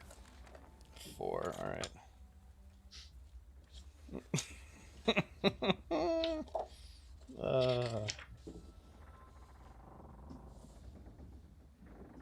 There is a letter in one of the other pockets that is folded up on a piece of parchment that is soggy and wet.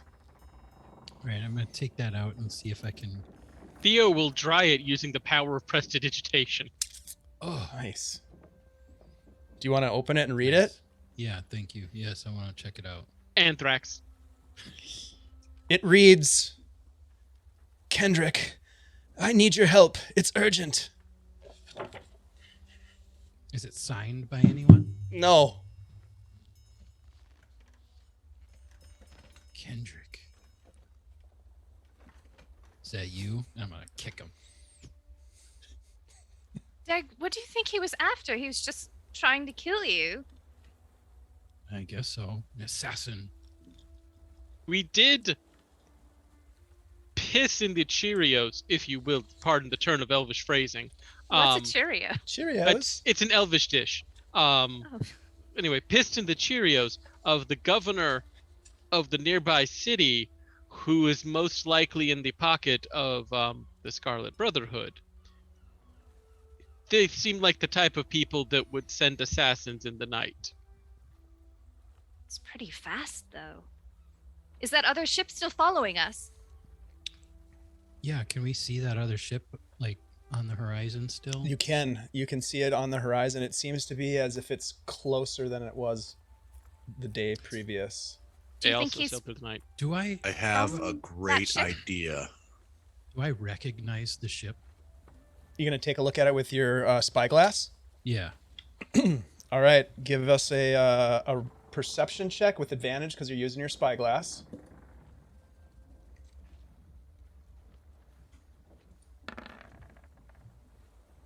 $22.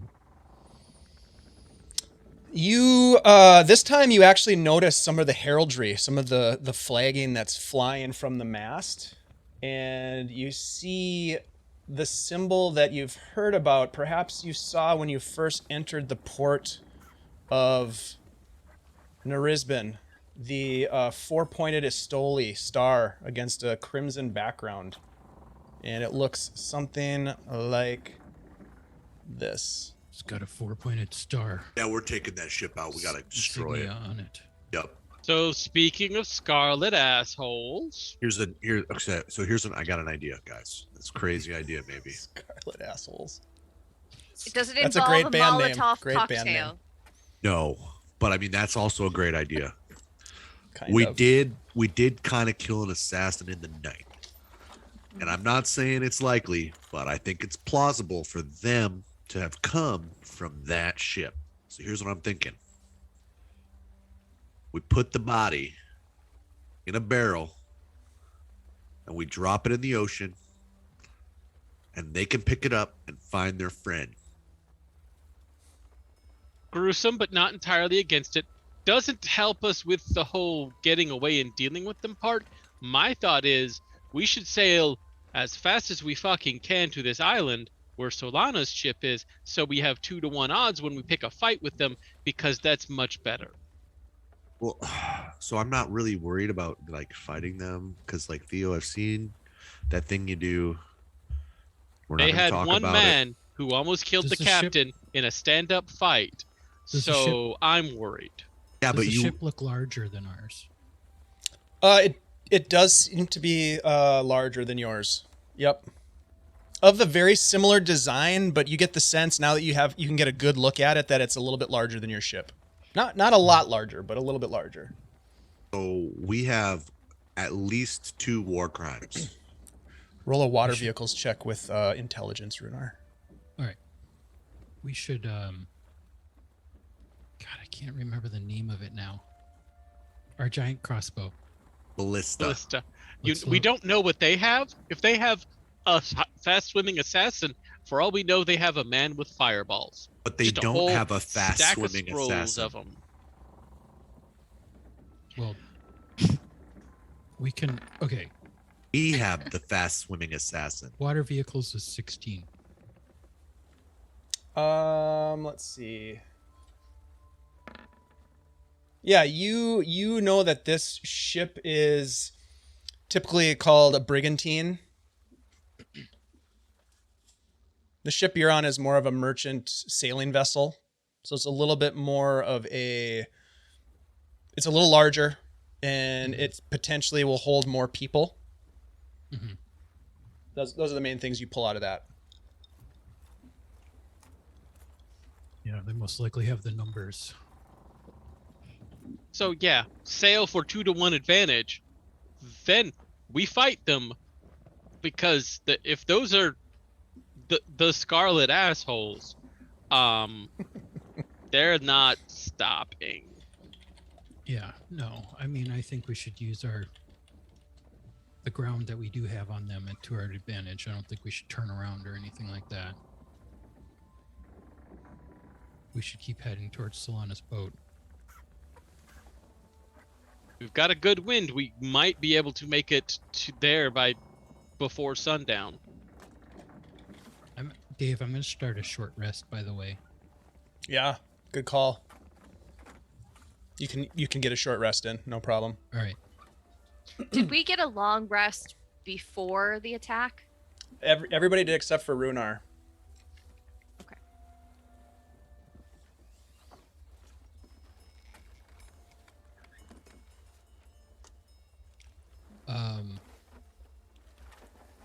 Well, I'm going to order the ballista loaded with one of our fancy bolts. Or our fire bolts. Yeah.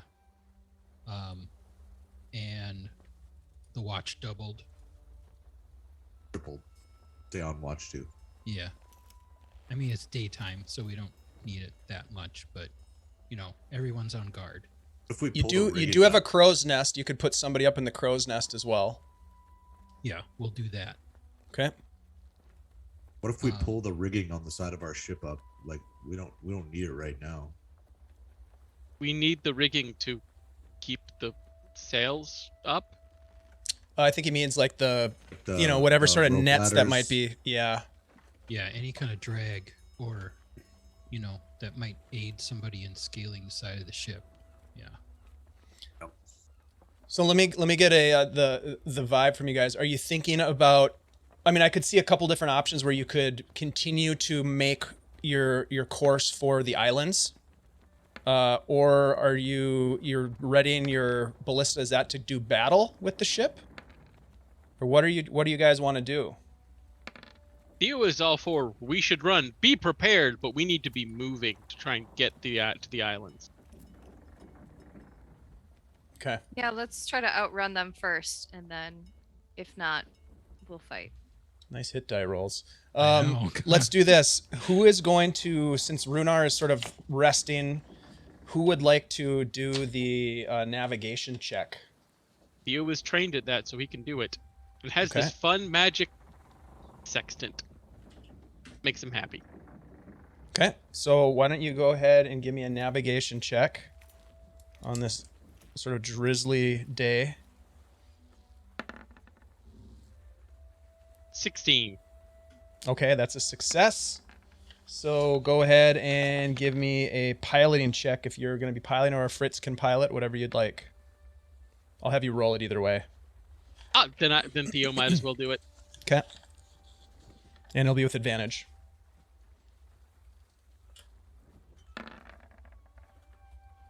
Thank Crom for that. 24. Well, it won't have your bonuses though. Oh yeah, you're the one piloting. Sorry, I thought it was Fritz. Yeah. Okay. Yep. So you chart a course for the island, and you will be able to get there by the end of this day, because you are close enough. 1, 2, 3, 4, 5. Yeah, you have 6 hexes that you can make. So it just depends on where you would like to go. Go ahead and move the good buddy if you'd like. The route you want to take. I would ask Solana, so which side of the island were they camping on? The east side of the big island. Convenient. So let's see, 1 hex. Oh, go ahead. Theo, wasn't that the side of the island that the map had tentacles on? That was the south side. I'm really hoping. All right, just And a little closer. throw to out a little reminder. mainland. No, I had not forgotten the giant tentacles. Giant Friendly tentacles never reminder. far from my mind. That's at 1 hex. Should we jump over to that map so you can kind of remember what that looks like? Tentacles. Yep, them there's tentacles. And this is the island here that you're headed to. Yeah, but we're kind of going up here, right? Yeah, you'll be on the east Yeah, side, where all those beautiful rainbow of colors are blowing up there. Okay. So you guys are going to be able to make it there throughout the day, and you were able to get 6. This the ship is starting to close on you throughout the day. As you're watching, your crew is relaying to you that they are gaining ground. They're gaining water on you. They probably won't be able to get to you within the day, but they will probably arrive at that night because you essentially make it to the island.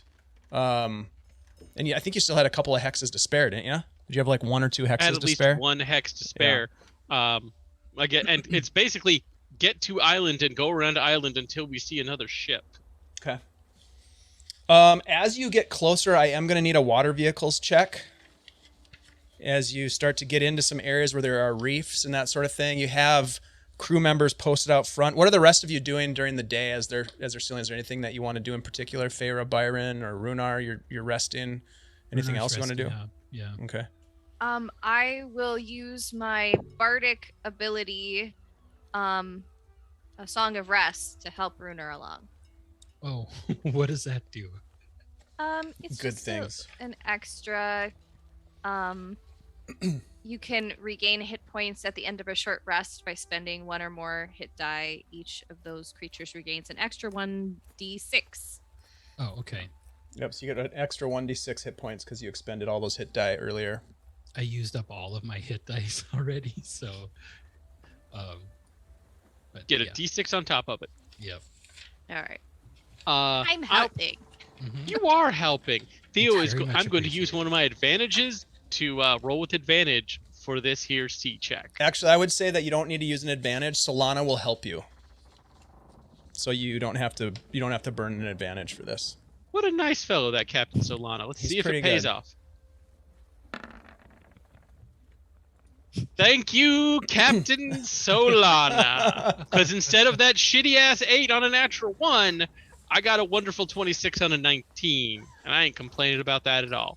Yeah. So that's nice. if it weren't for the situation with Rhunar having been attacked and nearly killed in the wee hours of this morning, if it wasn't for the fact that there was a ship from the Crimson Fleet in pursuit of you, you might consider this just a wonderfully pleasant cruise through the islands of the off the coast of the Amadio jungle. You can see now as you get closer to these islands in the distance to the south, this vast green sea of vegetation.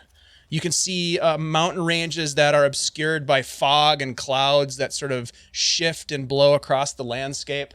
And you come upon this small, almost like an atoll kind of thing, where there's this like coral reef that has formed around a small rocky outcropping that protrudes from the water. And Solana is able to help guide you into what appears to be really treacherous, narrow passes. You have sort of dropped the sails to go about as slow as you can possibly go in a ship of this size, so that you can sneak in between. And with Solana's knowledge of the area, he's able to help you pilot the ship through this, with some of your men perhaps on the front calling out rocks and obstacles that might be in the way to help guide you through without damaging the ship. And you find yourself floating into a hidden cove that you couldn't see at first. It was obscured, and there's sort of an optical illusion of the cove's entrance sort of being hidden as these two rock walls kind of come together, but you can sneak in between the rock walls and sneak back into a hidden cove that seems, Rhunar, as you're kind of resting and watching the ship sail through, a little nervous at the close proximity of these bluffs and cliffs on either side of the ship. You get the sense that it's a pretty defensible place. Even high up on the rock ledges themselves, you could have perhaps some guards set above that area if someone tried to make it in here. It's definitely a pinch point, but you're able to get through easily. And eventually you see a beach in this cove that opens up, and there is indeed a ship anchored in this cove. And on the side of the ship, you see it says the Griffin Wing, and Solana, he just like gasps and like with joy, like he's just has this huge sigh of relief as he sees his ship. And he kind of gets a little emotional as he walks to the bow of your ship and kind of looks out over the bow out at the beach. And you can see that there are now individuals that are coming out of the small green forested area on the edge of the beach, coming down to the beach to see what's happening. You've been looking for that My ship for crew. months as well, Captain. So, welcome back. Glad to see it. There she is. Oh my God. I thought I would never see her again. Thank you, Deg. The rest of you. I don't know. I don't know how to repay this kindness. You didn't need to do this for me, and you did. I know there's still much danger, but I want to say now, before it's lost in passing, that I appreciate you.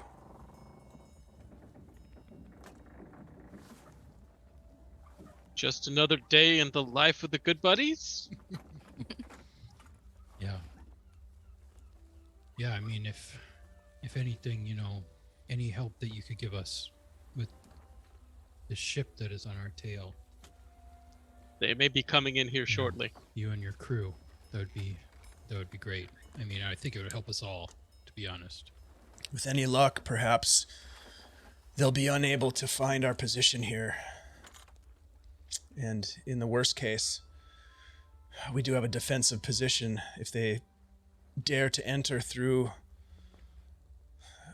that entryway, I think we could take them out. But we should ready ourselves. I agree right now. Let me speak with my crew. The dinghy, can we drop the dinghy? I'd like to get to shore and speak with Madeline and the rest of them. Yeah, Let's absolutely. drop that dinghy. And perhaps go ashore ourselves. Yeah, I'll motion to the crew to get that set up and get us anchored.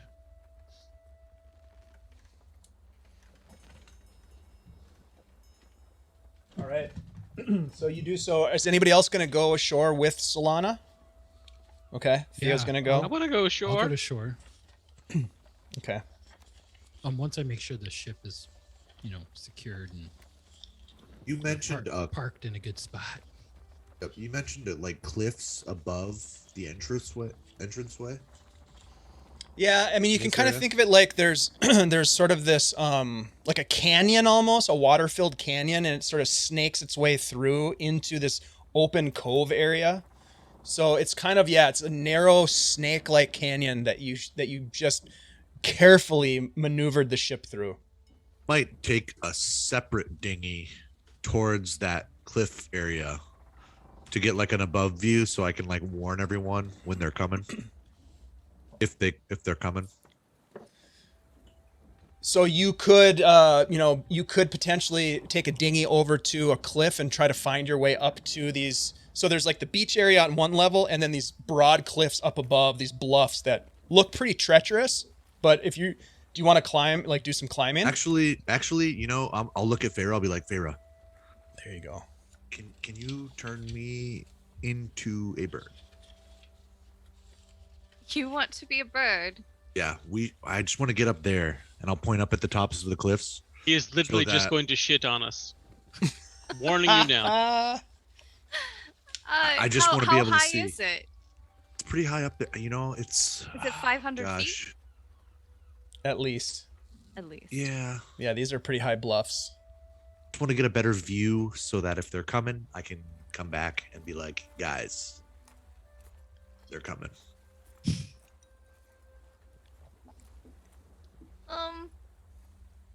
I could take you up there. Okay, let's do it. All right. So I can turn into most things. As far as I go to find my polymorph. Nope.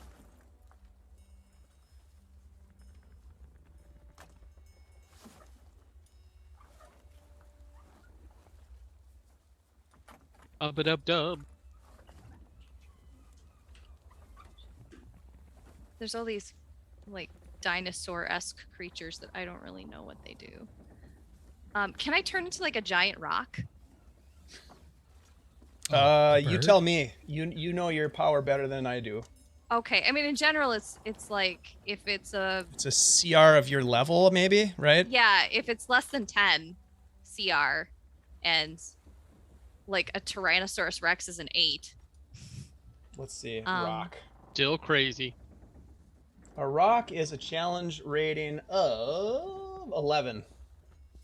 Oh, I so not cannot turn quite. into a rock. But what about Maybe a you could giant do a eagle? giant eagle. Yeah. Yeah, okay.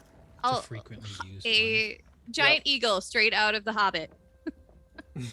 And they can carry people, as far All as right. I know. So then I will morph into a giant eagle and I will pick up Byron in my claws and we will take off up towards one of those cliffs. Okay. Hey ho, Silver, away! Farah just flaps these big, huge eagle wings and just takes off, holding Byron dangling beneath her. Woo! Hi guys, I'm flying away. All right, so we'll come back to you guys in a second. You're gonna go do some recon. So Theo and Rhunar and Solana and probably Tamis are going to head for the beach, right? It's very calm in this area. It takes you maybe 25 minutes to get to the beach from the ship where you've dropped anchor. Clear water, beautiful. You guys look over the sides and you can see coral reef below you, all kinds of colorful fish. At one point you see like what looks to be like some sort of a hammerhead shark swimming about the depths, not paying any attention to you whatsoever. There are schools of fish that sort of dip and change direction and dart and spin and swim off hurriedly, as you might expect. And eventually you gain closer and closer to the beach, and you see that there are about 4 or 5 people on the beach with crossbows at the ready. And they seem to be tense and guarded. Perhaps some of them sort of ducking behind some cover, which might be flotsam and jetsam on the beach itself. Perhaps they've erected some small battlements. As you beach the ship or the small dinghy and jump out and pull it up onto shore, they look at you and one of them cries out, "Vincent? Is that you, Vincent?"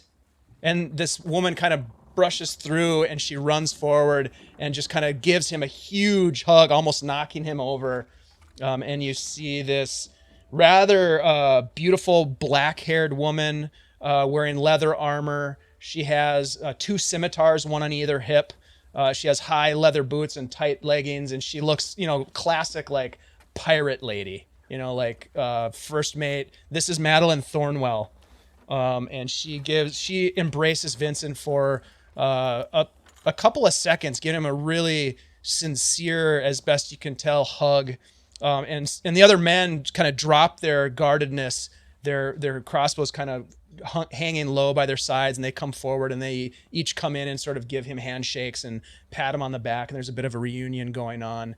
And he introduces you as the people that rescued him, and they come over and introduce themselves to you as well. I'm Madeline Thornwell, and this is the crew of the Griffin Wing. She looks about. She says, "This is Ullman, Tisha, Karlstag, Joel, and that's One-Eyed Gal."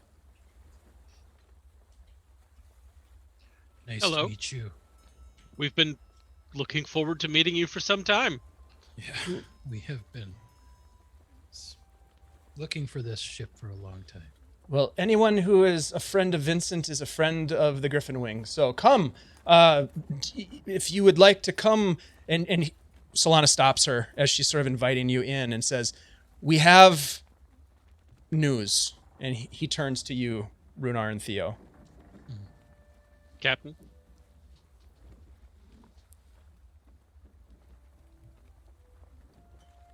I'm sorry, what was I'm totally Okay, missing I'll out take on it the from cue here. And then Theo turns around.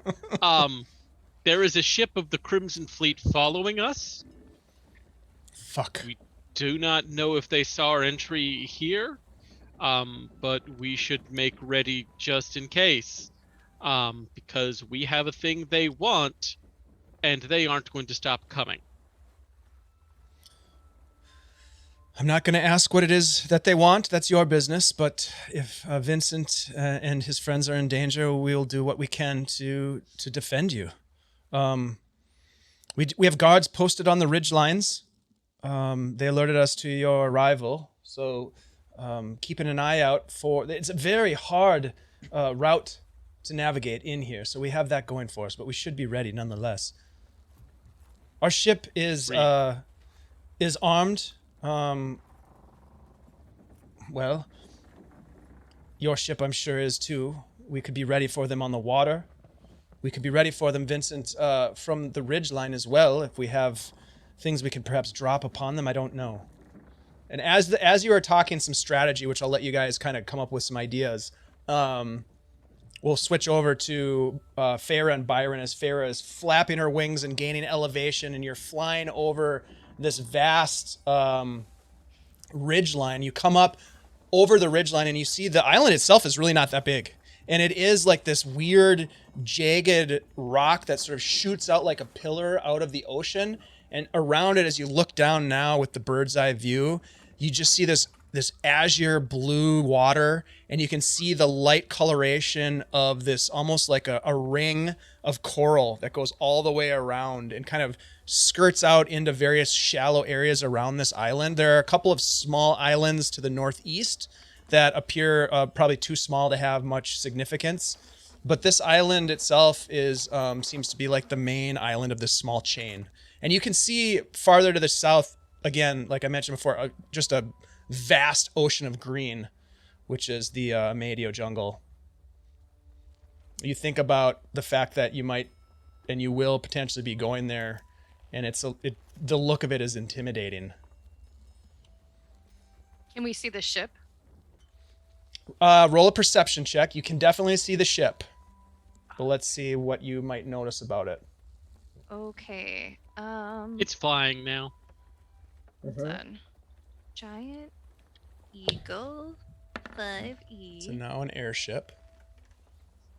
That's Pretty really sure hot. you've got Focus advantage on swings visual around. perception. Okay. What Say is it again, Byron. perception a skill What'd you say? of? I got a 7, so I'm assuming it's kind of hard to see because I'm kind of in some claws Wisdom. right now. Wisdom.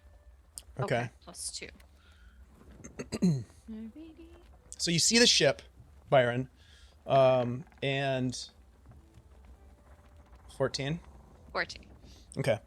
Yeah, you both see the ship, and you get a. Oh no! Wait, I have advantage. Hold on. Oh, all right. Roll again. 14. Nope, that 14 was the good one. All right.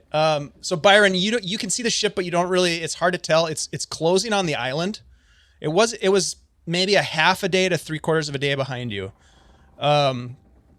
Farah, with your eagle eyes, you can see that the ship is headed on a course that's not exactly right. It's not the course that your ship took to get into this hidden cove. And that's about what you can gather with that perception check, is that it seems to be on a different course. Okay. All right. Then since we're up here, I'm going to just kind of take an easy swing around to see if there's anything on the island we should be aware of, or close by, structures or signs of people or that kind of stuff. Sure. So you do notice that there are two individuals in what appears to be next to a small rock cairn, like a pile of rocks on top of one of the, for lack of a better term, sort of the finger of the ridgeline that comes around, and they kind of just look up at you. They don't seem threatening. They are human. As you kind of soar past them, they look up and they're pointing up at a human dangling from an eagle, because they have no idea what's going on when they see that at all. And you don't know what they're up to. But as you kind of soar above, it's really cool because you don't even have to flap your wings. You ride these thermals as these ridge lines, these exposed rocks heat up. The hot air rises and just kind of rises you up, so you're able to soar for, I don't know how long the spell lasts, but you don't really have to put a whole lot of exertion into flapping around. The island itself sort of peters out as you look back towards the beach. There's a ridge, a small ridge behind it with a green band of trees, and then it just ends and there's ocean beyond that. So it's a pretty small island. It just seems to have these weird, like almost like it looks like this, the rocks, like an S, and like my hands are sort of the ridge lines, and then there's a beach here. And then it just goes into a forest before the other side of the island. So not very big. And there's no other structures on the island that you can see as you soar around. You don't see any other structures. You do see a small wisp of smoke coming out of the tree line, which you assume is maybe the camp, where they have a campfire burning. It's not super noticeable. It's a very, very small wisp of smoke. I am going to, while I'm riding one of these Gus, I'm gonna like crane my head unnaturally down to look at Byron, and go like in a like, what do you want to do? Kind of a question mark. This Bird is noise. awesome. This is awesome. We got to keep doing this for a little bit. I've never done anything like this before. This is so, oh my God, I can see so much. Oh my goodness. If you dropped me, I'd die.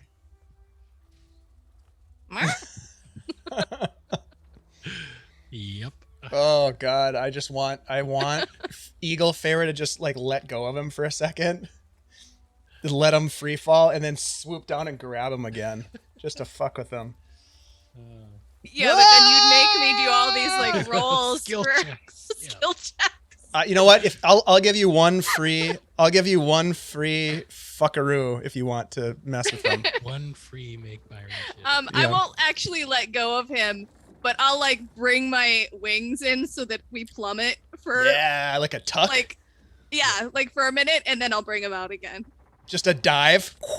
Yeah, because eagles can do that when they're Yeah, like yeah. messing around. Holy moly. Do it again. Do it again. Do it again. Do it again. Oh God, that's awesome.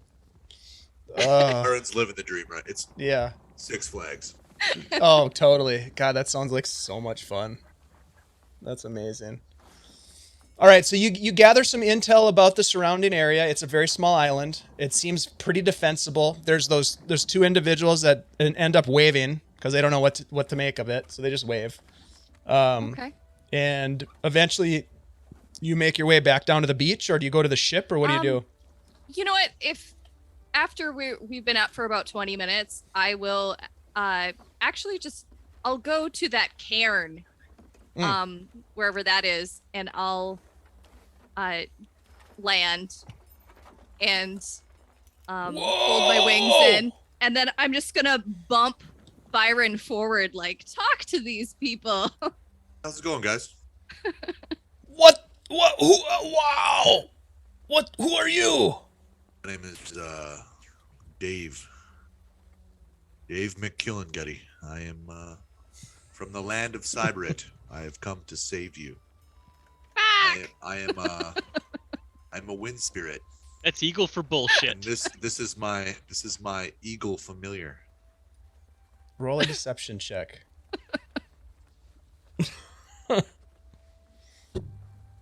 Hey, thanks for the resub, Scarpy TV. 8 on the deception. They're like, fuck you. You came off that ship. We watched. Yeah, okay. You caught me. Hey, my name's Kyrene, and this is Jarp. Irene. That's pretty- Jarp. That's pretty sweet. Pretty sweet. Yeah. What's your eagle's name? This is Penelope Scuttlebottom. That's quite a long name. I know. It's I call her all kinds of things. She's a beaut.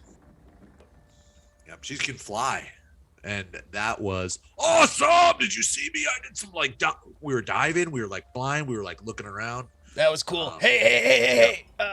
You think I could Yeah. think I could take a spin? Come on. About Man. it for a second, and then I'll look at Feyre, and I'll shrug like.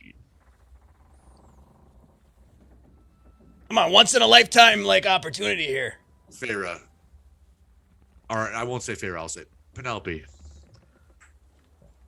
Just, how about it? Just, I mean, he's never gonna have an opportunity like this again. I reach over with my bird beak and I pull his hood over his face like all the way and just give him a tug. Uh-oh. Oh shit! me? Ah! Him. You, Byron. Ah, crud. I guess okay, not. Okay. Yeah, I gotta know. So here's the deal. That ship, that other ship over there. Yeah. Yeah, it's filled with The one that really was terrible- following you. Yeah, those people are terrible people, and if they catch us, they're probably going to kill all of us.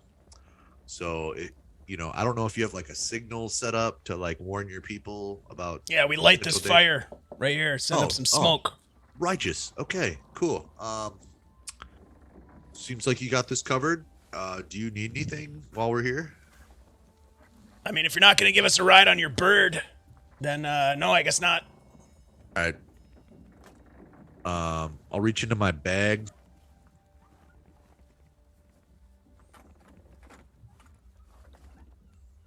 And I'll take out a gut punch molly. And I will take the rag out of it. And I will pour a glass for both of them. Oh, hell yeah, man. And Sharp, I'll here. Put the rag here. back in it. Hey, thanks, man. This is great. Yeah, no problem. Yeah. Be careful with that. Sip it. It's a sipper. Gotcha. Then I'll look at Feyre and I'll like hold the bottle up like, you want some? and then I'll shake my head and I'll like tuck it back into my bag. All right, guys, be safe. And then I'll be like, all right, Feyre, let's I think these guys got this. Let's head back to the ship. Okay. Yeah, she unfurls her huge wingspan and launches herself into the sky and then swings back down and picks up Byron and heads straight back to Yippee! the God, bay. that sounds amazing. All right, so you guys head back to the ship. Meanwhile, on the beach, you guys are explaining sort of a little bit about what's been going on to Madeline and the guys that are on the beach with her. Eventually, the day grows long. There's no signal from the ridgeline. Everyone's on high alert, but they do like invite you, Rhunar, and your crew to like, if you want to, come ashore and, whatever you want to do. But they're gonna have like food and stuff that they've gathered from the surrounding island, some fish that they've caught. We have fresh stores and a cook with spices. So Bring them ashore. Beach party. We'll have Yeah, a why meal- not? A meal come to shore and help out with food preparation. And but I'm gonna leave a skeleton crew on the ship, like maybe Good like idea. 3 or 4 guys, yeah, Theo summons a group of skeletons and just sets them about the ship. Taken Yep. care of, boss. just to keep an eye on things. Well, and you probably want to have them, Like at on the the ready in case something happens. Yep. And that's basically what they have on the Griffin wing as well. And they have a ballista, and they have just a couple of folks that are stationed there, and they rotate through. So you get all this information from Madeline, and but yeah, you're able to join the beach party, the party of folks that are on the beach. And there's some volleyball being played. No, I'm just kidding. But there is a lot of fresh fish that they've caught. And so it's with the contributions that y'all make, there's a pretty nice meal going on, and you have a chance to talk to some of the people if you'd like, and gather some information about what the hell's going on, and plan for what might happen. Definitely want to talk to the Captain Solana and the first mate, because if nothing else, I would like to pass on the fact that their former comrade the coal biter dwarf whose first name I can't fucking remember. Irin. No. His His Aaron's brother. brother, who was a Kuda. sailor on this Kuda. vessel. Kuda. Kuda, Yes. did pass, and there was some weird shit with that. Did you tell him all the weird shit? Depends on if, it's like, I could go into some of the gory details. It may or may not be relevant to what you were doing. Kind of just put it to them.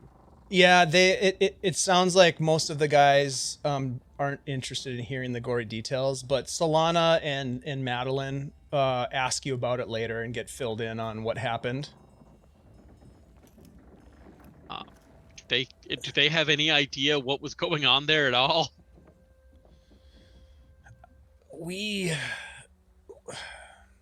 Kuda was troubled from the moment we met him, but he was a good man, dependable, a good hand on the ship.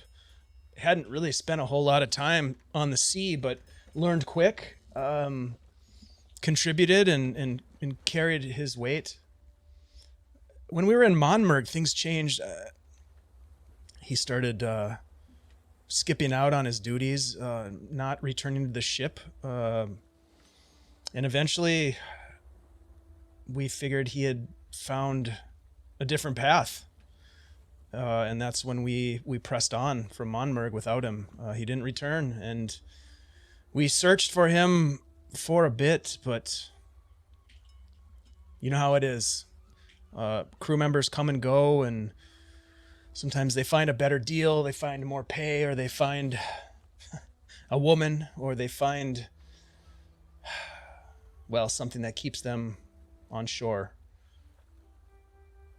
This was much darker, and well, I pray for his soul every day.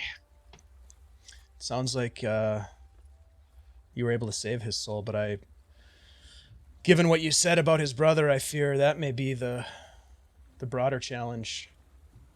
Well, first we deal with the strange evil city hidden in the peninsula. Then I'm going to worry about that. One horrific nightmare at a time. Cheers to that, my friend.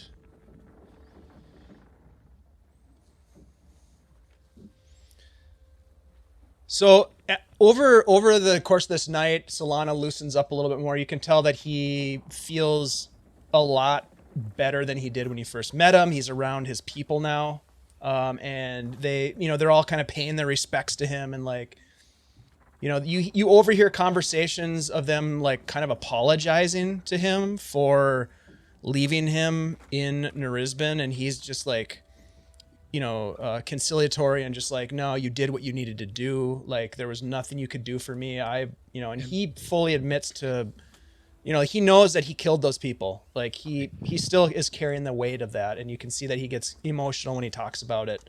He knows that it wasn't him in his right mind, but he still did it. He still did it. And so he feels that responsibility, but he, he doesn't begrudge any of his crew. You can see that he has a deep love for his crew, just like anyone would have after relying on somebody to save your life, and you've saved their life, dozens of times, kind of thing.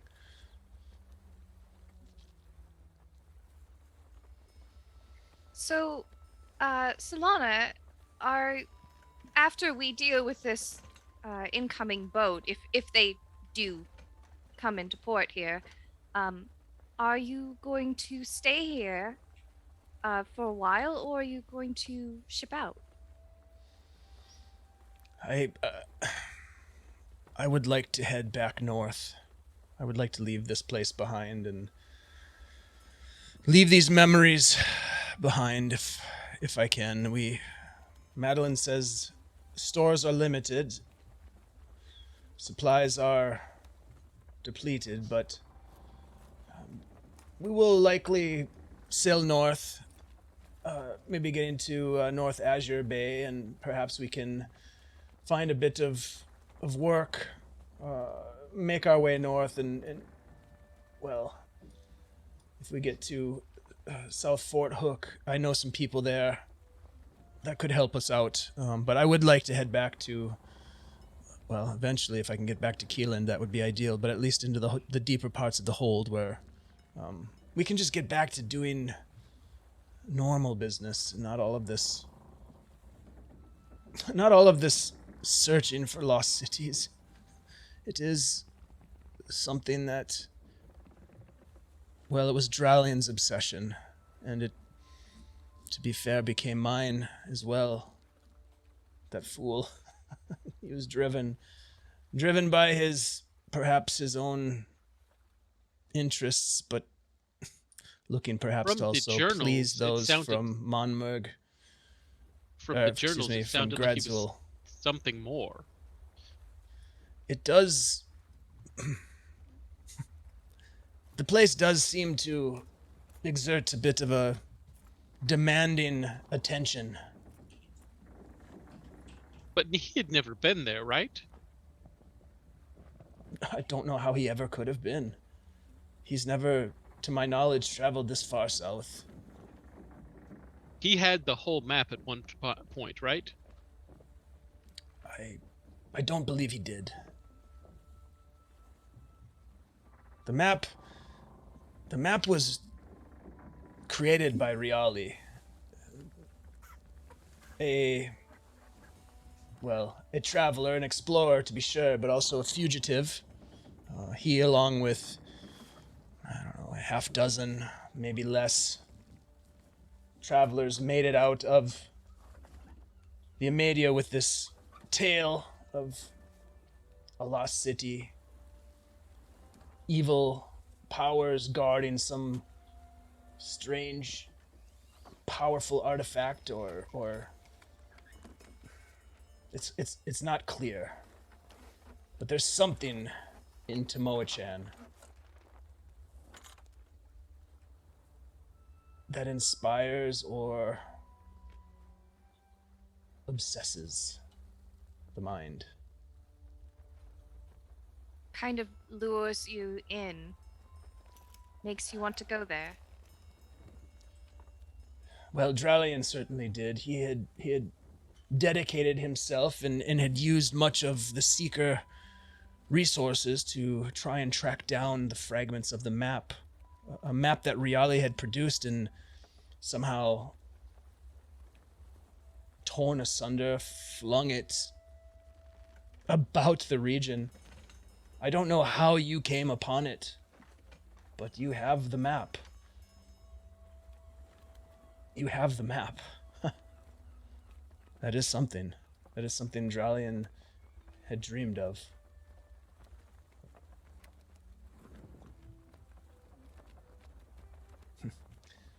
Well, we'll get to the bottom of it. I imagine you will. You are a resourceful group. You certainly saved me. It's unfortunate that you couldn't save Albrecht. No. I don't suppose you want to send a message to anyone back in Narispan that we might have met?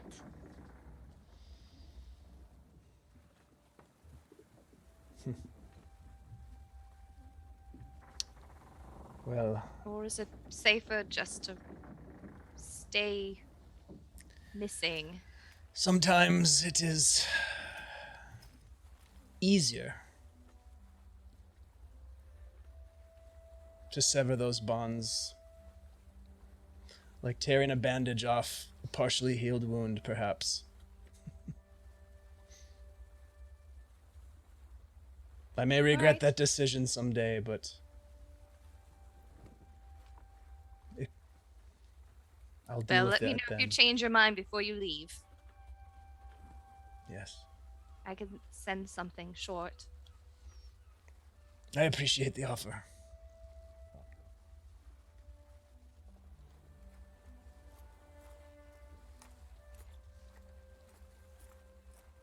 So there are some other people that you might talk to at this sort of soiree. There is a male halfling named Ullman Marblestep, who is a member of the crew. You met Tisha Gin Hellman, who's a strange looking, I don't know if any of you have seen this before, but she's elven and she has orange skin. She's an orange skinned elf. And then there's One-Eyed Gale, a female human who, as you might imagine, has one eye. Her left eye is covered with a patch. And then there's Carl Starg, who is an old. He's white-haired, kind of balding. His hair's all kind of stringy, massive wrinkles across his face, like more wrinkles than you would expect, even from someone who's been out in the open air and sun for decades. He looks old. Who knows how old he actually is? But those are like the main NPCs that you have if you wanted to speak with any of them. Otherwise, there's revelry and rest, and you're on a little bit of edge, perhaps, because you don't know what might happen with this other ship. But it is good after a few days being on the water to step on dry ground and have some camaraderie with new people.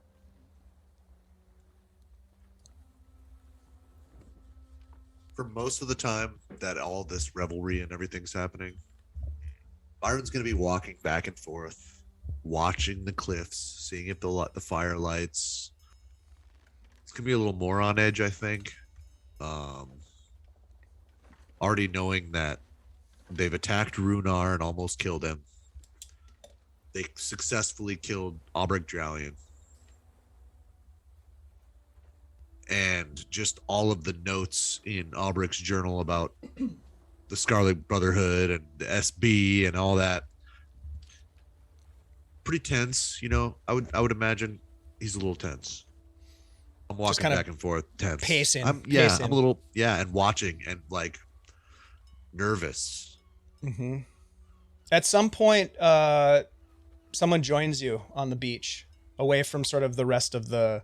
There's a fire going and there's people eating and drinking and conversing. There's a little bit of like this sense of like reunion kind of thing going on with Solana. Everybody thought that Solana would have been killed by now. So it's kind of like seeing a ghost almost. But someone joins you on the beach and it's the old human man, Carl Starg. And he comes up and says, you seem a bit tense, Sonny. We're safe here. Rest assured, the boys on the hill will let us know. Jarp and Kyrene are good lads. I don't doubt that one bit, sir. But I'm just not willing to let my guard down yet. It's a weird time, to be sure. I imagine you saw the comet. Not but, I don't know, 10 days prior? Yeah, I saw that. That's a portent of evil things, I say. I know. The rest right of them after think we I'm slaughtered crazy. Some people. Oh, pray tell, what is this now? That's just a world-ending monster. World-ending monster, you say? Yeah, you know. And I'm gonna look around like, oh crap, I'm talking too much. And then I'll look at him again. Listen, there's a lot more evil afoot than you are. I even know. But let's not worry about the big world-ending ones until we've dealt with the ones that are on our doorstep. Yes. Well, that's wise words. I feel like a ship sneaking in here in the middle of the night will stand no chance against our brothers in arms. But yes, this world-ending event is quite curious to me. This comet, as you know, I believe it to be a sign. A sign of something dark, foreboding, something looming. I've heard stories of Hyakutaki when I was in Narisbin speaking with the old caretaker of the Beacon Spire, Nim Trisvin. Yes, Hyakutaki he called it. Yes, and it did appear 10 days prior. I'll tell you what, laddie. That comet there, as it flew overhead, illuminating the night sky, tearing asunder the stars. Pieces of it I say, broke from the mass, landing there. And he points to the south. In the vast grain of the Amadio jungle. How many pieces would you guess? I don't know. I didn't pause to count them. But many. Many. I just want to double check something. Rum? No, thank you. You should Thank definitely you. check the rum. I recommend that. No, I'm okay. So you mentioned you saw these pieces break off of the comet? With mine own eyes. All right, and then I have to back up. This is out of character. Did you mention that the potion of warding lets you remember anything? No, that's the different potion. Darn it. Okay. I've got that potion. Darn. Okay. I'm gonna find out exactly how many. You know, instead I'll look at them and I'll say, like this many, and I'll hold up 5 fingers. Yeah, 10. 10. Okay. And I'll grab the rum from him, and I'll pour him another glass. Very good. Tell me, this world-ending event, do you think it has something to do with Hayakochaki? You know, maybe, or maybe it's just a comet. That's wishful thinking. Regardless, I think we're all fucked.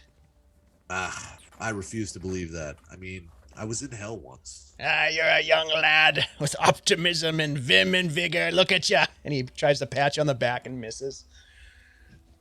See, the thing is, if I'm doomed to die, Yeah. I'd rather die fighting evil than giving up and watching it consume all. Well said. And he... well... well said. All right, well, I gotta go sit down by the fire. I totally understand. These bunions are killing me. But just make sure nothing sneaks up on us here on the shore. Very good. Well, good night. Nice. Kinda stumbles off. Ragdar. Carl Starg! Yep, that's exactly what I said. Good to meet you. Okay, he so makes who his was, way. who was the second in command on that ship? Madeline. Madeline. Yep, Madeline Thornwell. Okay. I'm gonna find her. Easy enough. She's sitting very close to Vincent most of the night, getting him things that he needs. Like she seems like she's being just like super attentive to him as he's a little bit older perhaps, but she's helping him out. Okay. Oh yes, hello. Madeline. Yeah, Farah, I please wanted- sit. I wanted to ask you. You've been here several months. Is that right? Yes, that's true. We came here when Vincent was arrested. We thought it best to hide before perhaps we were drawn into whatever it was that was happening. It was a tough decision, but it was the right one. Have you noticed any strange sea creatures or other things in this area as you've been here? It has been quite quiet since we've arrived. There has been little by way of ship traffic into the fort. In fact, the last couple of days we've seen no ships leave or arrive in port. It's been quiet. Monsters? No, monster. What do you mean? Is there something to be aware of? I mean, I don't know if it's here, but I was recently on a vessel that was sunk by a large sea creature, and Oh my. we received a map of this area, and there is a tentacly kind of warning in this vicinity, and I just wanted to see if you'd seen anything like that.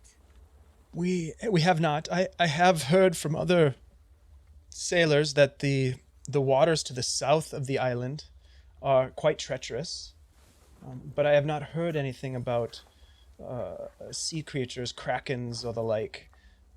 But it is always possible, my dear, that they could be lurking. But I have not seen anything. All right, just the minimal traffic. All right. Yes. Do they usually go the other way around the north side of the island then? Yes, we have put in at Fort South Azure on numerous occasions, and we've always come in on the trade route, which is to the north of the islands here. We only, within the last year, discovered that there was this cove here. It is uncharted and quite safe, I hope. It's beautiful. It is. If remote. Yes, it is. It is a nice place to visit, but I do not want to stay. Fair enough. But you've been to the Fort South Azure. Yes. Do you have any contacts there, or anyone we should seek out when we get there ourselves? Well, the place itself is quite small, maybe 200 residents, permanent residents, mostly of human lineage, some elven, but it is run by a woman, a sea captain named Lalita Abnel. She is, well, she's a decision maker. She's good at making decisions. She's a bit harsh, but she runs it like a military encampment. I believe, if I remember correctly, having heard that she was from the north, but well, so many stories are told. Who knows the truth?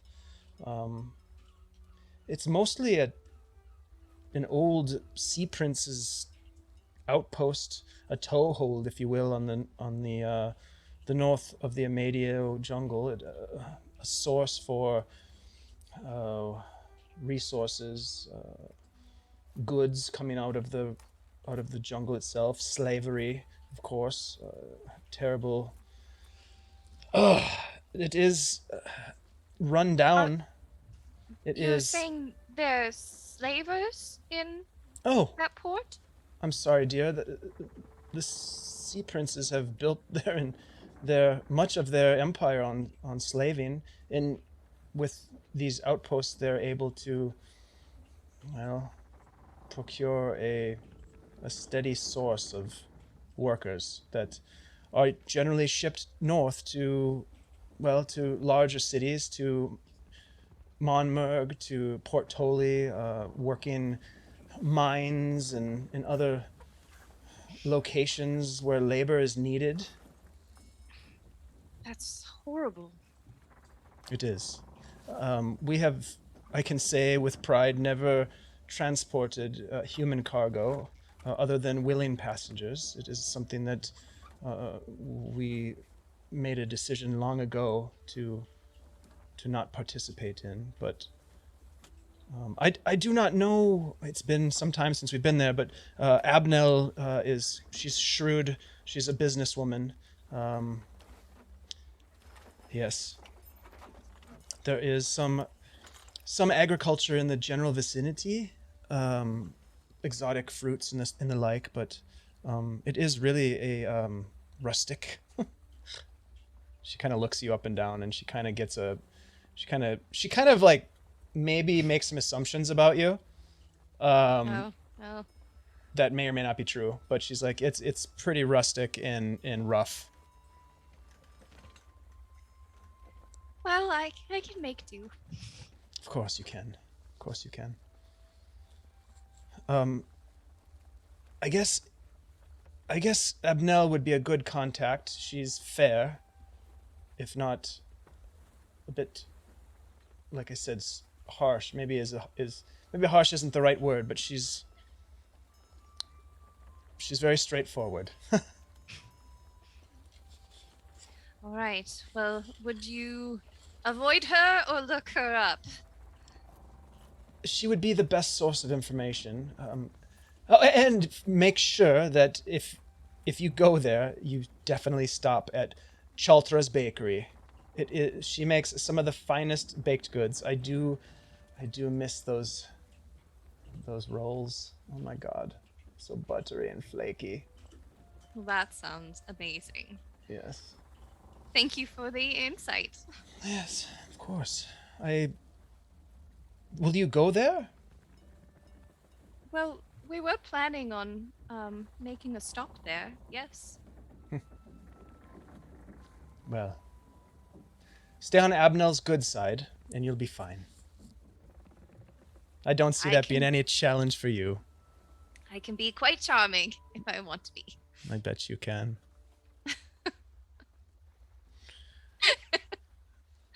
I'm just gonna give her a wink and then walk off. Oh shit. Okay. She likes you. What about Rhunar or anyone else? Is there anything else that you want to talk to these folks about? Get any additional intel? You've got a little bit of information.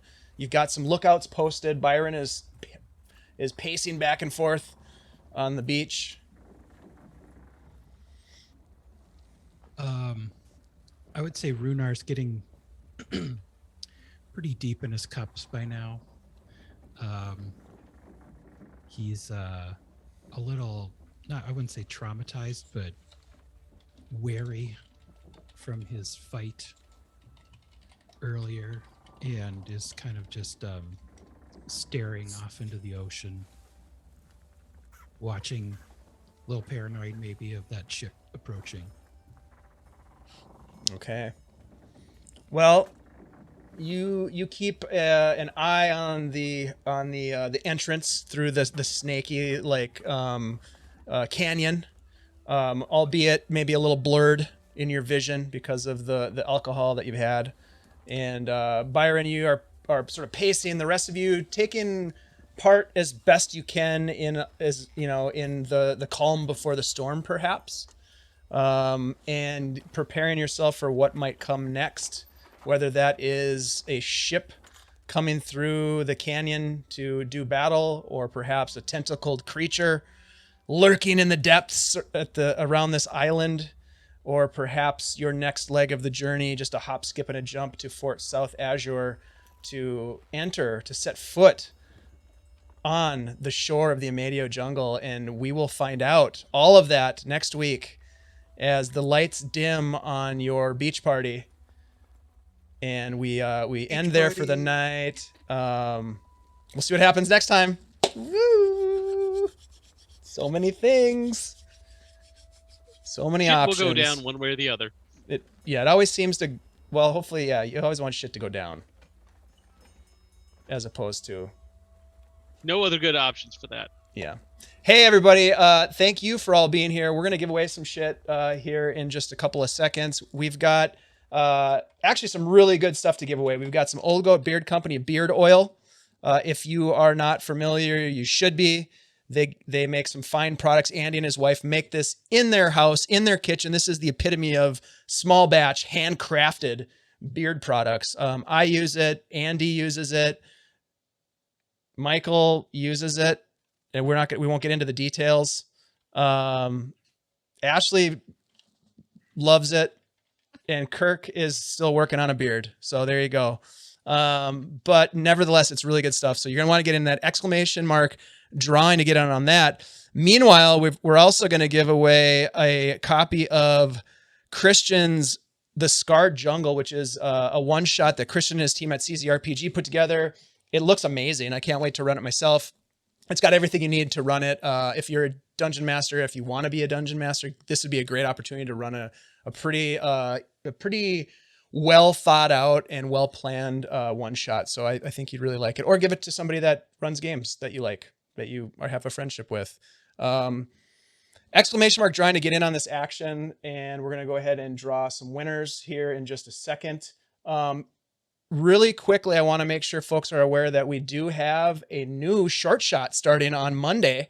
Ashley, Michael, the Bleak Season, and Zay are going to be all playing in that game. I'm very excited. We're going to be play testing Matt Colville, MCDM. Yep, MCDM's new beta publication of their psionics. Open beta, yeah. Yep, their psionics and the talent rule set, which is going to be really fun. I'm very, very excited. We're going to do it a little bit differently. It's going to take place in a modern setting, which is going to be kind of interesting and different. And we're going to figure out some things tomorrow night when we have our session 0. And that'll be an offline session 0, but we'll be live on Monday. So you'll have to come and check it out if you're available and out there looking for something to check out. All right, enough talk. Let's give some things away. Ashley, if you wouldn't mind giving us the 5-second countdown, please. All righty. 5, 4, 3, 2, 1, and go. Here we go. The first winner tonight is Phantom NJ. Hey, Rob, you won. I don't know if you would like to have the beard oil or if you would like to have the adventure. It's totally up to you. Just let us know if you're still here, what you would like to go with. Congratulations to you. If you're not still here, use telepathy. Mm-hmm.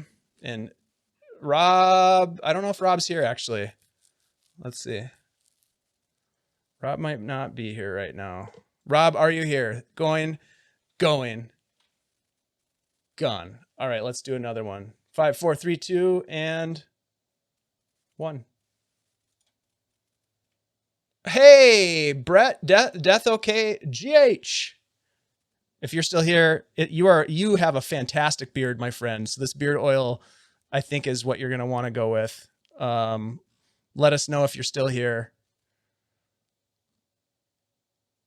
Death okay, are you still here? I hope you are, because that beard could really If you're really not here, love we'd this. still like to know. Yeah, if you're not here, let us know. We're gonna keep rolling. Otherwise, How do rollies work? I don't know. But here we're gonna roll again. I feel like it's like war. It Where is. you just- Is that Tithalanos. a Tithalanos? I think it is. Let's see. What do we got here? He is a legend. There's no question about it. It's on the list of people who are currently here. I feel like people went to sleep already. Cardman is here. Cardman is here, and we know Ty you're here, is here. There Cardman. we go. He has said he is here. Hey, Ty, do you want the beard oil or do you want the Scar Jungle? What would you like? And while you're waiting for that, you're gonna take you're gonna let the other person choose. He chooses not to choose, which is to choose Wow, itself. that's a very Minnesota way to do things. All right, we will now choose the last person in. Let's see who else is here. Silver Red Fox Gaming, I think, also took off earlier because I saw a lurk, but maybe they're still here. I don't know. It's getting harder and harder to give things away the later we go. He's on the list of people who are still here, which means he successfully lurked Oh. to completion, but that does not mean he is here. Lurked All right. to completion sounds a little bit dirty. I like it. I think it's hot. I'm a big fan. Totally. Oops. Oh, that's pretty funny, Michael. You crack me up, buddy. All right, fine. We're gonna moving on from the completion lurker. Armin. Now, Armin, we know Armin is here. You've got to be here because I just saw you in the lab working away. Hey, Armin, is that cool if we give you the PDF? Because you're in like New Zealand, and that's gonna cost us about $7,000. Armin is gonna get the PDF. That means Tithalanos, you're gonna get the beard oil. Ty, when are you gonna start growing that beard, buddy? You'll have to find out next week on Beyond Saltmarsh when Ty fills us in on beard growth. In the meantime, skin too. I guess Just you saying. could. You could really gloss up your You could just cheeks put and it your on your chin. cheeks. Just be greasy. Oh my god! It smells good. It Well, I actually mean, is some really people nice. use a shave oil, so you could probably actually use Well, it for that. We'll dab. We'll That's dab cool. will You be, probably could. Maybe you know what? Maybe next month I'll see if we can get Andy and the crew to give us some soap because they also make soap. that'd be Kirk, I think cool. you've used the soap, haven't you? I've used all 4 of the soaps. You got to be That they kidding had me. available. What's your That's favorite one? Amazing. You know, there was crap. I can't remember the flavors. Flavors. No, Did there you was eat one. them? I There hope was you one didn't eat that them. was black and like the suds were black, but like Nice. the suds are always black when I'm done with work. If that makes any sense. Mhm. Yeah, because 'cause you're a what I dirty, do. dirty man. Yeah, I get really You're a dirty. welder. Yeah. But like it's to be honest, they're so different from each other and they all are so good in different situations. Like I use Wow. one as a hand soap just by the sink. And then I have then I use the other 3 for showering. So but I'm they're- gonna. but they all I'm smell officially Kirk. I'm officially taking away that inspiration for that story. Okay. All right, guys. We're gonna go ahead and close it out with a raid. Thank you all for being here. We'll stop Kirk from talking about his bathing regimen. Armin, everybody else, Tithalanos, Cardman, thanks for being here. Nightbot, you're a bot. Oh my gosh. We Who else appreciate is you, here? Nightbot. Wait a Kai bot. Whimsy. Techie Woman, thank you Bombot. so much for modding and being here with us every week. We love you so much. If folks want to come and hang out with us in the Discord, join us. There's the link. We're going to raid Phoenix and Wacky. Let's go. See you guys. Bye-bye.